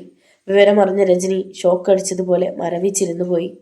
ഇന്നത്തെ ദിവസം കൂടി കഴിഞ്ഞിരുന്നെങ്കിൽ പഞ്ചമയുടെ ഗതി തന്നെയായേനെ പാഞ്ചാലിക്കും. ഒരു സിഗരറ്റ് എടുത്തുകൊണ്ട് ശശികുമാർ പറഞ്ഞു. ശിവകുമാർ സാറിന് വിവരം അറിയിക്കാൻ ഒരു വഴിയുമില്ലല്ലോ. ബംഗ്ലാവിലുള്ള ഫോൺ വർക്ക് ചെയ്യുന്നുമില്ല. പിന്നെ എങ്ങനെ വിവരം അറിയിക്കും? രജനി ചോദിച്ചു. വെള്ളിയാഴ്ച വരുമെന്നാണ് പറഞ്ഞത്. ഇന്ന് വെള്ളിയാഴ്ചയാണ്. അപ്പോൾ സാർ വരുമോ? വരും. ആ ഭീകരൻ അതിനു മുമ്പ് രക്ഷപ്പെട്ടാലോ? പാഞ്ചാലിയെ കടത്തിക്കൊണ്ടുപോയത് അറിയുമ്പോൾ അവൻ രക്ഷപ്പെടും. തീർച്ച. ഇന്ന് രാത്രി ശിവകുമാർ വരുമ്പോഴേക്കും ഞാൻ അവനെ കീഴടക്കും. അവനെ ഇന്ന് പൂട്ടിയില്ലെങ്കിൽ ഇനി ഒരിക്കലും കിട്ടിയെന്ന് വരില്ല. മറ്റൊരു സ്ഥലത്ത് അവൻ ഇതൊക്കെ ആവർത്തിക്കുകയും ചെയ്യും. കുറ്റവാളികളെ പിടിക്കുന്നത് പോലീസിന്റെ കടമയല്ലേ ഡാർലിംഗ്? ശശികുമാർ രജനിയെ നോക്കി കണ്ണിറുക്കി ചിരിച്ചു. അതിന് നമ്മൾ പോലീസാണ് സർ. അതേലോ മാഡം. അത് കേട്ട് രജനിയും പൊട്ടിച്ചിരിച്ചു. തൽക്കാലം നമ്മൾ ഹണിമൂൺ ആഘോഷിക്കാൻ വന്ന ദമ്പതികളായി തന്നെ ഇരിക്കട്ടെ. സസ്പെൻസ് പൊട്ടിക്കാൻ സമയമായിട്ടില്ല. ചിരിച്ചുകൊണ്ട് ശശികുമാർ പറഞ്ഞു. സമയം കടന്നുപോയി. രാത്രി ഭക്ഷണം കഴിഞ്ഞ് അവർ സംസാരിച്ചു കൊണ്ടിരുന്നു. ബംഗ്ലാവിലെ എല്ലാ ലൈറ്റുകളും അണഞ്ഞതും ടോർച്ചുമായി ശശികുമാർ എണീറ്റ് വാതിൽ തുറന്ന് പുറത്തിറങ്ങി. രജനി വാതിലടച്ച് കിടക്കയിൽ വന്നിരുന്നു. അവൾക്ക് ഉറക്കം വന്നില്ല. ശശികുമാർ തേയിലച്ചെടികൾക്കിടയിലൂടെയുള്ള വഴിയിലൂടെ മുന്നോട്ട് നടന്നു. വള്ളിപ്പടപ്പിനുള്ളിലെ രഹസ്യ സങ്കേതത്തിന് മുമ്പിലെത്തി. സൂക്ഷ്മതയോടെ വള്ളികൾ വകഞ്ഞു മാറ്റി രഹസ്യ അറയിലേക്ക് ചെന്നു. വാതിൽ തകർന്ന നിലയിൽ തന്നെ ഉണ്ടായിരുന്നു. ശശികുമാർ ജാഗരൂകനായി. പിന്നെ പതുക്കെ ലബോറട്ടറിയിലേക്ക് കടന്നു. ടോർച്ച് പ്രകാശിപ്പിച്ചുകൊണ്ട് ശശികുമാർ മുറിക്കുള്ളിൽ കയറിയിറങ്ങി. പെട്ടെന്നാണ് അസ്ഥിപഞ്ജരത്തിന്റെ മറവിൽ നിന്നും ഒരു മുഖംമൂടി ചാടി വീണത്. ഓർക്കാപ്പുറത്തായിരുന്നതിനാൽ ശശികുമാറും നിലത്തേക്ക് വീണു. ആജാനുബാഹുവായ അയാൾ ചാടി എണീറ്റ് ഒരു സംഘട്ടനത്തിന് തയ്യാറായി. ശശികുമാറിനെ അയാൾ അരക്കെട്ടിൽ കൈകൾ പിണച്ച് കൂട്ടിപ്പിടിച്ചുയർത്തി. വെപ്രാളത്തോടെയാണെങ്കിലും ശശികുമാർ ഇരു കൈകളും കൂട്ടിപ്പിടിച്ച് അയാളുടെ മുഖത്താഞ്ഞടിച്ചു. അയാളുടെ പിടുത്തം അയഞ്ഞു. കുതറി മാറിയ ശശികുമാർ അയാളുടെ തലയ്ക്ക് ടോർച്ച് കൊണ്ട് ആഞ്ഞടിച്ചു. അയാൾ അവശതയോടെ നിലത്തേക്ക് വീണു. ശശികുമാർ അവനെ ഇടിച്ചു പദം വരുത്തി. ഒടുവിൽ അയാൾ ബോധം കെട്ടു വീണു. അവൻ ഉണർന്നാൽ രക്ഷപ്പെടുമെന്ന് മനസ്സിലാക്കിയ ശശികുമാർ ലബോറട്ടറിയിൽ കിടന്ന പ്ലാസ്റ്റിക് കയറുകൊണ്ട് അവന്റെ കൈകാലുകൾ ബന്ധിച്ചു. ഒടുവിൽ സായിപ്പിന്റെ പ്രേതം തന്റെ കസ്റ്റഡിയിൽ. ഇവനാണ് കൊലപാതകങ്ങൾ നടത്തുന്നത്. ശശികുമാർ അവനെ ലബോറട്ടറിയിൽ നിന്നും വലിച്ചു കൊണ്ടുപോയി ആരും കാണാത്ത ഒരു പാറയിടുക്കിയിൽ കൊണ്ടുപോയി ഇട്ടു. ഇവിടെ നീ സുരക്ഷിതനാണ്. ശിവകുമാർ വരുന്നത് വരെ പട്ടിണി കിടക്കേണ്ടി വരും. പകൽ ആരും നിന്റെ അടുത്തേക്ക് വരില്ല. കാരണം നിനക്ക് കൂട്ടാളികളുണ്ടെങ്കിൽ അവർ രക്ഷപ്പെടും. അബോധാവസ്ഥയിൽ ഞെരങ്ങിക്കൊണ്ടിരിക്കുന്ന അവനെ നോക്കിയിട്ട് ശശികുമാർ പറഞ്ഞു. അവനെക്കുറിച്ച് എല്ലാം അറിയുന്നത് ശിവകുമാറിന്റെ സാന്നിധ്യത്തിലാണ് നല്ലതെന്ന് ശശികുമാർ തീരുമാനിച്ചു. അതുകൊണ്ടാണ് അവനെ ചോദ്യം ചെയ്യാതെ കെട്ടിയിട്ടത്. കാരണം ഈ കേസന്വേഷണം ആരംഭിച്ചത് ശിവകുമാറാണല്ലോ. ആ സമയം ബംഗ്ലാവിൽ ശശികുമാറിന്റെ മുറിയിൽ രജനി തനിച്ചായിരുന്നു. ഇന്ന് വെള്ളിയാഴ്ച ആണെന്ന ചിന്ത അവളിൽ ഭീതി പരത്തി. ശശികുമാർ പെട്ടെന്ന് വന്നിരുന്നെങ്കിലെന്ന് അവൾ ആത്മാർത്ഥമായി ആഗ്രഹിച്ചു പോയി. രജനി ഗൗൺ ഊരി കിടക്കയിലിട്ടിട്ട് ടർക്കി എടുത്തുകൊണ്ട് ബാത്റൂമിൽ കയറി. ഷവറിനടിയിൽ നിന്നപ്പോൾ മനസ്സും ശരീരവും തണുക്കുന്നത് പോലെ തോന്നി. കുളിച്ചു കഴിഞ്ഞ് അടിവസ്ത്രങ്ങളൊന്നും ധരിക്കാതെ നൈറ്റി എടുത്ത് ധരിച്ചുകൊണ്ട് കിടക്കയിൽ വന്നിരുന്നു. ശശികുമാറിനെ കാണുന്നില്ലല്ലോ. സമയം 12 മണിയായിരിക്കുന്നു. മേശപ്പുറത്തിരുന്ന വാച്ച് എടുത്തു നോക്കിക്കൊണ്ട് രജനി മന്ത്രിച്ചു. അവൾ വായിച്ചുകൊണ്ടിരുന്ന പുസ്തകം എടുത്തു തുറന്നു. ത്രില്ലടിപ്പിക്കുന്ന ഒരു ക്രൈം നോവലായിരുന്നത്. പുസ്തകം തുറന്നു നോക്കിക്കൊണ്ട് കിടക്കയിലേക്ക് ചാഞ്ഞു. നിമിഷങ്ങൾ ഇഴഞ്ഞു നീങ്ങി. സമയം 12:45. രജനിക്ക് ഉറക്കം വരാൻ തുടങ്ങി. അവൾ കൂട്ടുവായിട്ടു. പെട്ടെന്ന് കതകിന്റെ ഹാൻഡിൽ ശബ്ദത്തോടെ തിരിയാൻ തുടങ്ങി. ആരാണ് ഹാൻഡിൽ തിരിക്കുന്നത്? ശശികുമാർ ആണെങ്കിൽ വിളിച്ചിട്ടേ വരൂ. പെട്ടെന്നാണ് താൻ വാതിൽ കുറ്റിയിട്ടിട്ടില്ല എന്ന കാര്യം രജനി ഓർമ്മിച്ചത്. അവൾ ബെഡിൽ നിന്ന് ചാടി എണീറ്റപ്പോഴത്തേനും വാതിൽ തുറന്നു. പെട്ടെന്ന് മുറിയിലെ ലൈറ്റ് അണഞ്ഞു. ഒരു കറുത്ത രൂപം വാതിൽക്കിൽ പ്രത്യക്ഷപ്പെട്ടു. നീണ്ട കോട്ടും തലയിൽ തൊപ്പിയും വെച്ച രൂപം. വാച്ച്മാനും ടാക്സി ഡ്രൈവറും പറഞ്ഞ സായിപ്പിന്റെ പ്രേതത്തിന്റെ കഥ രജനിക്ക് ഓർമ്മ വന്നു. അവൾ ശ്വാസം അടക്കി പിടിച്ച് ജനാലയോട് ചേർന്ന് നിന്നു. ആ രൂപം മെല്ലെ ബെഡിനരിയിലേക്ക് നടന്നു. രജനി അറിയാതെ ഒരു തേങ്ങൽ ഉയർന്നു. ആ രൂപം പെട്ടെന്ന് നിന്നു. പിന്നെ തന്റെ കോട്ടിലുള്ള ചെയിൻ അഴിച്ചെടുത്തു. അതിൽ റോസാപ്പൂ കുത്താനുള്ള 2 മുള്ളുകളുണ്ടായിരുന്നു. ആ ചെയിൻ ഇരുട്ടിൽ തിളങ്ങി. ആ രൂപം രജനിയുടെ നേർക്ക് നീങ്ങി. തന്നെ ആ രൂപം കണ്ടു എന്ന് മനസ്സിലാക്കിയ രജനി ഓടി. പക്ഷേ അവൾക്ക് രക്ഷപ്പെടാൻ പഴുതുകളുണ്ടായിരുന്നില്ല. പിന്നിലേക്ക് നടന്ന രജനി ജനലിൽ ചെന്നിടിച്ചു. പെട്ടെന്ന് അവൾ ജനലിലൂടെ താഴേക്ക് ചാടി. ഒരു നിലവിളിയോടെ രജനി താഴെ പുഴയിൽ ചെന്ന് വീണു. പിറ്റേ ദിവസം രാവിലെ സബ് ഇൻസ്പെക്ടർ ശിവകുമാർ ചെക്ക് പോസ്റ്റിലെത്തി. അപ്പോഴാണ് ഗാർഡ് പരമപിള്ള ഓടി വന്ന് വിവരം പറഞ്ഞത്. സാറേ, ഇന്നും വെള്ളച്ചാട്ടത്തിൽ ഒരു ശവശരീരം വന്നടിഞ്ഞിട്ടുണ്ട്. ഒരു യുവതി. അത് കേട്ട് ശിവകുമാർ ഞെട്ടിപ്പോയി. ഈശ്വര, അത് രജനിയായിരിക്കുമോ? പാവം ശശികുമാർ. ഇൻസ്പെക്ടർ മന്ത്രിച്ചു. സർ, ഈ കുട്ടി മരിച്ചിട്ടില്ല. ഓഫീസിലെ ബെഞ്ചിൽ അവളെ കൊണ്ടുവന്ന് കിടത്തിക്കൊണ്ട് ഒരു ഗാർഡ് പറഞ്ഞു. ഓ ഗുഡ്, താങ്ക്സ്. ഹലോ സർ, ഞാൻ മരിച്ചുവെന്ന് കരുതിയല്ലേ? ബോധം തെളിഞ്ഞ രജനി എണീറ്റിരുന്നു. ശശികുമാർ ഭാഗ്യവാനാണ് രജനി. ശിവകുമാർ ചിരിച്ചുകൊണ്ട് അവൾക്കരികിലെ കസേരയിലിരുന്നു. എന്താണ് സംഭവിച്ചത്? പറയൂ. ഇപ്പോൾ വേണ്ട, ക്ഷീണമൊക്കെ മാറിയിട്ട് പറഞ്ഞാൽ മതി. ക്ഷീണമോ? മരണത്തിൽ നിന്ന് രക്ഷപ്പെട്ടുള്ള സന്തോഷം താങ്കൾക്ക് അറിയില്ല സർ. ശശികുമാർ രാത്രി വെളിയിലേക്ക് ഇറങ്ങി. മണിക്കൂറുകൾ കഴിഞ്ഞിട്ടും തിരിച്ചു വന്നില്ല. ഉറക്കം വരാതെ ഞാൻ വായിച്ചുകൊണ്ട് കിടന്നു. പെട്ടെന്ന് രജനി അവൾ തിരിഞ്ഞു നോക്കി. വാതിൽക്കൽ ശശികുമാർ. രജനി ഡാർലിംഗ്. ശശികുമാർ. ശശികുമാർ അവളെ കെട്ടിപ്പിടിച്ച് ആലിംഗനത്തിൽ അമർത്തി. ശശികുമാർ, താങ്കൾക്ക് കുറച്ച് ഭാഗ്യമുണ്ട്. അതുകൊണ്ട് രജനിക്ക് ഒന്നും സംഭവിച്ചില്ല. നേരെ രജനിയെ അന്വേഷിച്ച് ഇങ്ങോട്ട് വന്നത് നന്നായി. താങ്കൾ ഇന്നലെ രാത്രി രജനിയെ തനിയെ വിട്ടിട്ട് പോയത് ശരിയായില്ല. ഇന്നലെ വെള്ളിയാഴ്ച ആണെന്ന കാര്യവും നിങ്ങൾ മറന്നു. മറന്നതല്ല, ഇതിനിടയിൽ ഒരു സംഭവമുണ്ടായി. രാത്രി താങ്കൾ വരും എന്ന് ഞാൻ പ്രതീക്ഷിച്ചു. എനിക്ക് മറ്റൊരു കേസുമായി ബന്ധപ്പെട്ട് തിരുവനന്തപുരത്തിന് പോകേണ്ടി വന്നതുകൊണ്ടാണ് ഇന്നലെ വരാൻ സാധിക്കാത്തത്. മാത്രമല്ല, കാര്യങ്ങളൊക്കെ വളരെ കെയർഫുള്ളായി താങ്കൾ കൈകാര്യം ചെയ്യും എന്ന് കരുതി. ആട്ടെ, ഇന്നലെ എന്താണ് ഉണ്ടായത്? പാഞ്ചാലിയെ കാണാതായതും ലബോറട്ടറിയിൽ നിന്ന് രക്ഷിച്ചതും രാത്രി അജ്ഞാതനെ നേരിട്ട് കൈകാലുകൾ ബന്ധിച്ച് പാറയിടുക്കിൽ കൊണ്ടുപോയിട്ടതും ശശികുമാർ പറഞ്ഞു. അവനെ താങ്കൾ ചോദ്യം ചെയ്തില്ലേ? ഇല്ല, താങ്കൾ വരട്ടെ എന്ന് കരുതി. താങ്കളാണല്ലോ ഈ കേസ് അന്വേഷിക്കുന്നത്. മാത്രമല്ല, ടോർച്ച് കൊണ്ടുള്ള അടിയേറ്റ് അവന്റെ ബോധവും പോയിരുന്നു. അപ്പോൾ അവനല്ല കൊലപാതകി. കാരണം നിങ്ങൾ തമ്മിൽ സംഘട്ടനമുണ്ടായ അതേ സമയത്ത് തന്നെയാണ് സായിപ്പിന്റെ പ്രേതം രജനിയെ ആക്രമിച്ചത്. അപ്പോൾ ഇതിൽ മറ്റൊരാൾ കൂടിയുണ്ട്. ശശികുമാർ, നിങ്ങൾ പിടിച്ച ആളെ നമുക്ക് കസ്റ്റഡിയിലെടുക്കാം. ഞാൻ സ്റ്റേഷനിൽ വിളിച്ച് പോലീസുകാരോട് വരാൻ പറയാം. അയാളെ രാത്രിയിൽ കസ്റ്റഡിയിൽ എടുക്കുന്നതെന്നാണുള്ളത്. മറ്റാരും അറിയരുത്. ചിലപ്പോൾ അവന്റെ പിന്നിൽ ഒരു സംഘം തന്നെ പ്രവർത്തിക്കുന്നുണ്ടെങ്കിൽ അവർ രക്ഷപ്പെടും.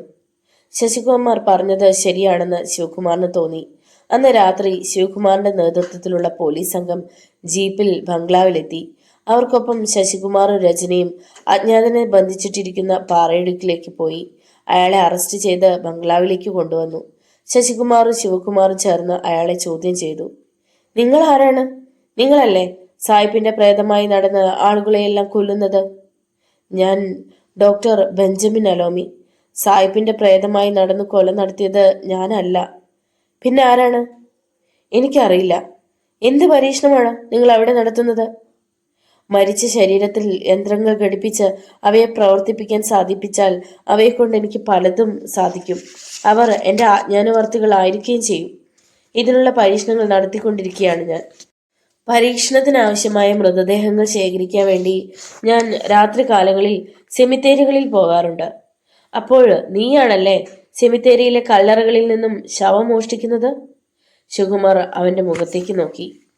ഞാൻ നിന്നെ ഇതിനു മുമ്പ് എവിടെയോ വെച്ച് കണ്ടിട്ടുണ്ടല്ലോ. അന്ന് നിനക്ക് താടി ഉണ്ടായിരുന്നു. എവിടെ വെച്ചാണെന്ന് നിനക്ക് ഓർമ്മയുണ്ടോ?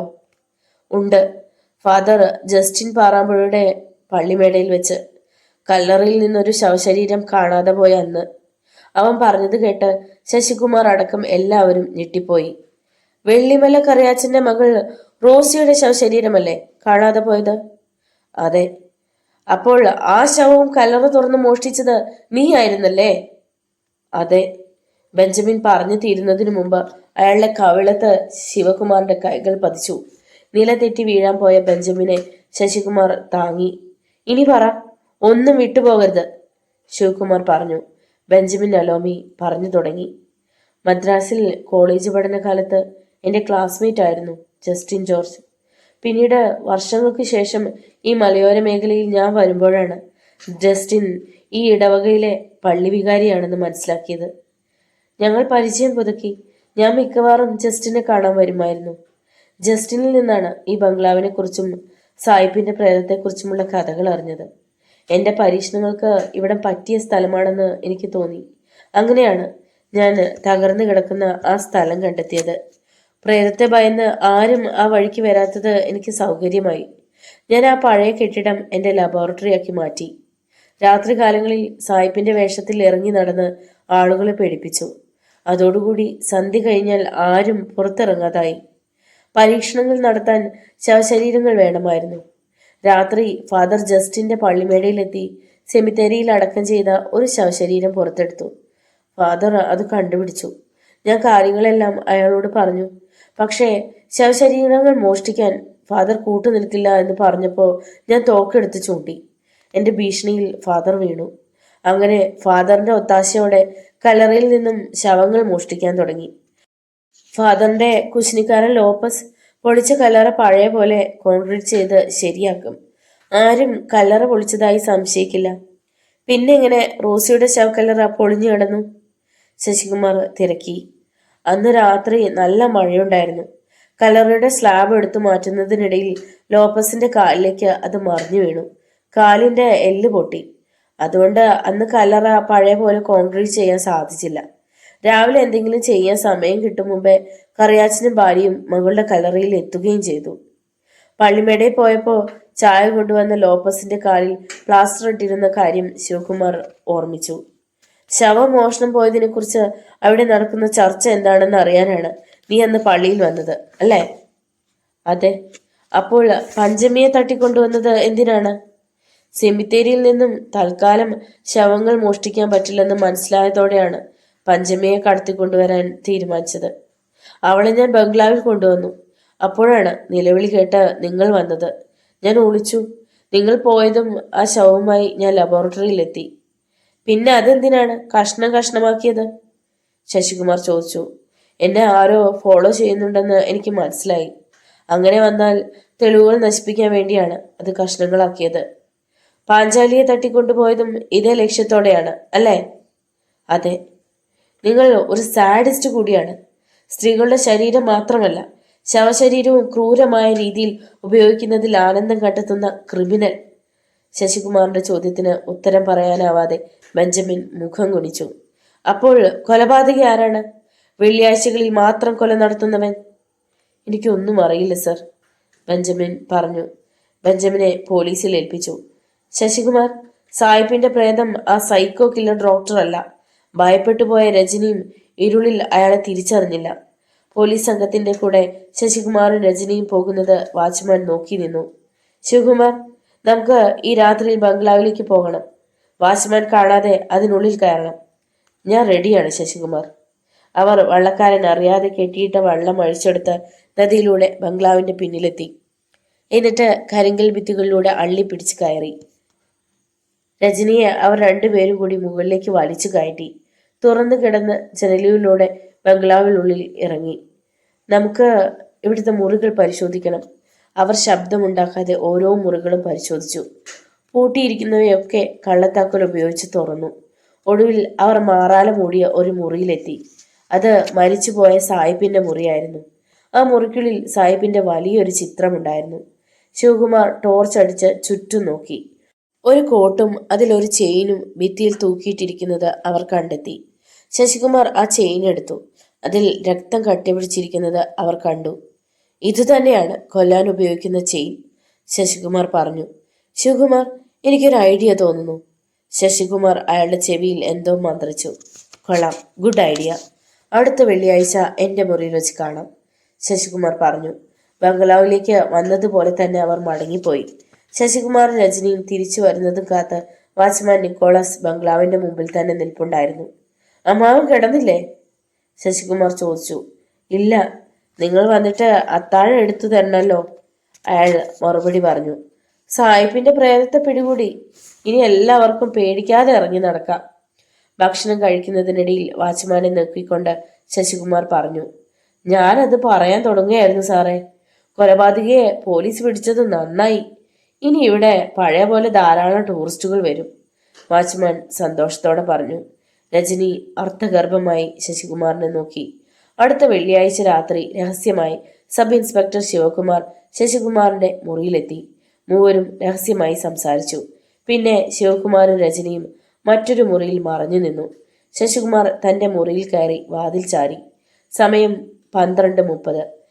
ശശികുമാറിന്റെ മുറിയിലെ കതകിന്റെ ഹാൻഡിൽ തിരിഞ്ഞ് വാതിൽ പതുക്കെ തുറന്നു. വാതുക്കൽ കോട്ടും തൊപ്പിയും വെച്ച സായിപ്പിന്റെ പ്രേതം പ്രത്യക്ഷപ്പെട്ടു. മുറിയിൽ കടന്ന് പ്രേതം കോട്ടിൽ നിന്നും ചെയിൻ അഴിച്ചെടുത്തു. ബെഡിൽ ചാടി കയറി തന്റെ ഇരയുടെ കഴുത്തിൽ ചെയിൻ വലിഞ്ഞു മുറുക്കി. വിഡ്ഢി, അത് മനുഷ്യനല്ല, വെറും തലേണയാണ്, കട്ടിലിനടിയിൽ പതുങ്ങിക്കിടന്ന ശശികുമാർ ചാടി എണീറ്റുകൊണ്ട് പറഞ്ഞു. എന്നിട്ട് പ്രേതത്തിന്റെ മേൽ ചാടി വീണു. പുറത്തുനിന്ന് ശിവകുമാറും രജനിയും ഓടി വന്നു. ശിവകുമാർ തോക്കിന്റെ പാത്തി കൊണ്ട് പ്രേതത്തിന്റെ തലയ്ക്കടിച്ചു. പ്രേതം ബോധരഹിതനായി വീണു. ശശികുമാർ അയാളുടെ മുഖത്തേക്ക് ടോർച്ചടിച്ചു നോക്കി. മരുത്, കാട്ടുമൂപ്പന്റെ മകൻ, പാഞ്ചാലിയെ മംഗലം കഴിക്കാൻ പോകുന്നവൻ. ശിവകുമാർ ഞെട്ടിപ്പോയി. ശശികുമാർ പുഞ്ചിരിച്ചു. അദ്ദേഹം ഒരു സിഗരറ്റ് കത്തിച്ചു.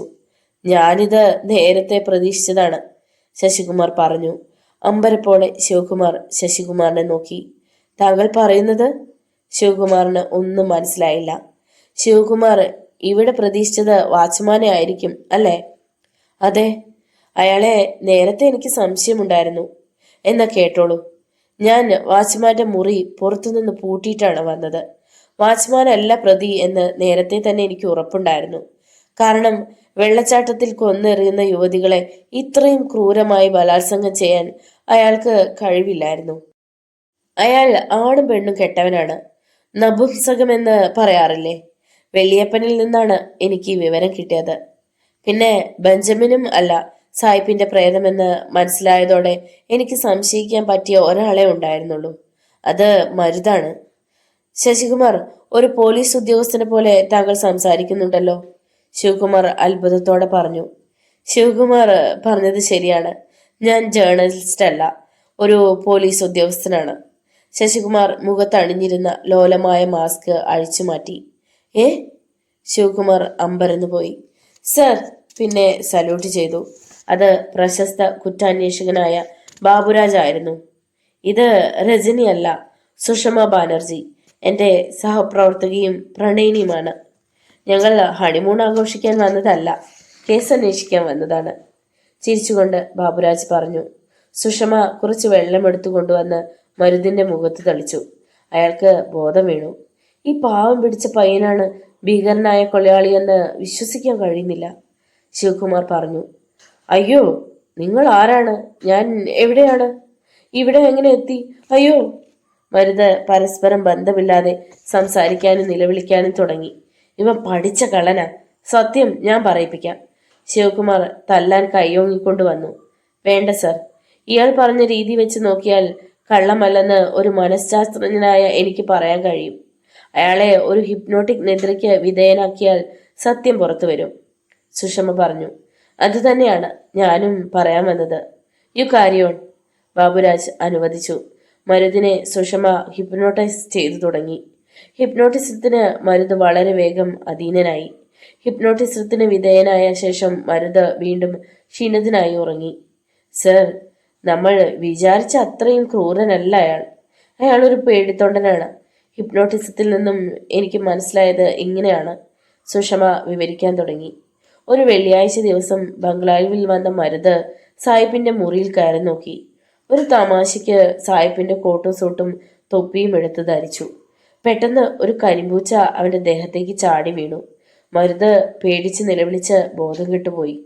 സായിപ്പ് ഒരു കാട്ടുപൂച്ചയെ വളർത്തിയിരുന്നു. ആ പൂച്ചയെ എല്ലാവർക്കും പേടിയായിരുന്നു. സായിപ്പ് മരിച്ചു കഴിഞ്ഞാൽ ആ പൂച്ചയുടെ രൂപത്തിൽ പ്രേതമായി വരുമെന്ന് മുത്തച്ഛൻ അച്ഛനോട് പറഞ്ഞിട്ടുണ്ടെന്ന കാര്യം മരുതിന്റെ അച്ഛൻ അവനോട് ഒരിക്കൽ പറഞ്ഞിരുന്നു. സായിപ്പ് മരിച്ചതും ഒരു വെള്ളിയാഴ്ചയായിരുന്നു. അച്ഛൻ പറഞ്ഞ കാര്യം അവന് ഓർമ്മ വന്നതും അവന്റെ മാനസിക നില തെറ്റി. വെള്ളിയാഴ്ച ആകുമ്പോൾ മരുത് ബംഗ്ലാവിലെത്തി എന്തോ ഉൾപ്രേരണയാൽ സായിപ്പിന്റെ വേഷം ധരിച്ച് കൊലപാതകങ്ങൾ നടത്താൻ തുടങ്ങി. ഇത്രയും കാര്യങ്ങളാണ് എനിക്ക് അവളിൽ നിന്ന് മനസ്സിലാക്കാൻ കഴിഞ്ഞത്, സുഷമ പറഞ്ഞു. കൂടുതൽ വിവരങ്ങൾ അവളിൽ നിന്ന് നമുക്ക് തന്നെ ചോദിച്ചറിയാം. സർ, അവന് ഇപ്പോൾ അത്യാവശ്യമായി വേണ്ടത് വിദഗ്ധ ചികിത്സയാണ്, സുഷമ പറഞ്ഞു. രാവിലെ പള്ളിമേടയിൽ പോയി ലോപ്പസിനെയും ഫാദർ ജസ്റ്റിനെയും കസ്റ്റഡിയിലെടുക്കണം, ശിവകുമാർ പറഞ്ഞു. യഥാർത്ഥ കൊലയാളി ആരാണെന്നറിഞ്ഞ വാച്ച്മാൻ നിക്കോളസ് ഞെട്ടിപ്പോയി. അടുത്ത ദിവസം രാവിലെ തന്നെ എസ്തപ്പാന്റെ ടാക്സി ജീപ്പിൽ ഡിറ്റക്റ്റീവ് ബാബുരാജും സുഷമ ബാനർജിയും സായിപ്പ് കുന്നിലെ ബ്രിട്ടീഷ് ബംഗ്ലാവിനോട് യാത്ര പറഞ്ഞു. എല്ലാവർക്കും ഈ നോവൽ ഇഷ്ടപ്പെട്ടു കാണുമെന്ന് വിചാരിക്കുന്നു. മറ്റൊരു നോവലുമായി വീണ്ടും കാണാം. നിങ്ങളുടെ വിലയേറിയ അഭിപ്രായങ്ങളും നിർദ്ദേശങ്ങളും കമൻറ്റ് ബോക്സിൽ അറിയിക്കുക.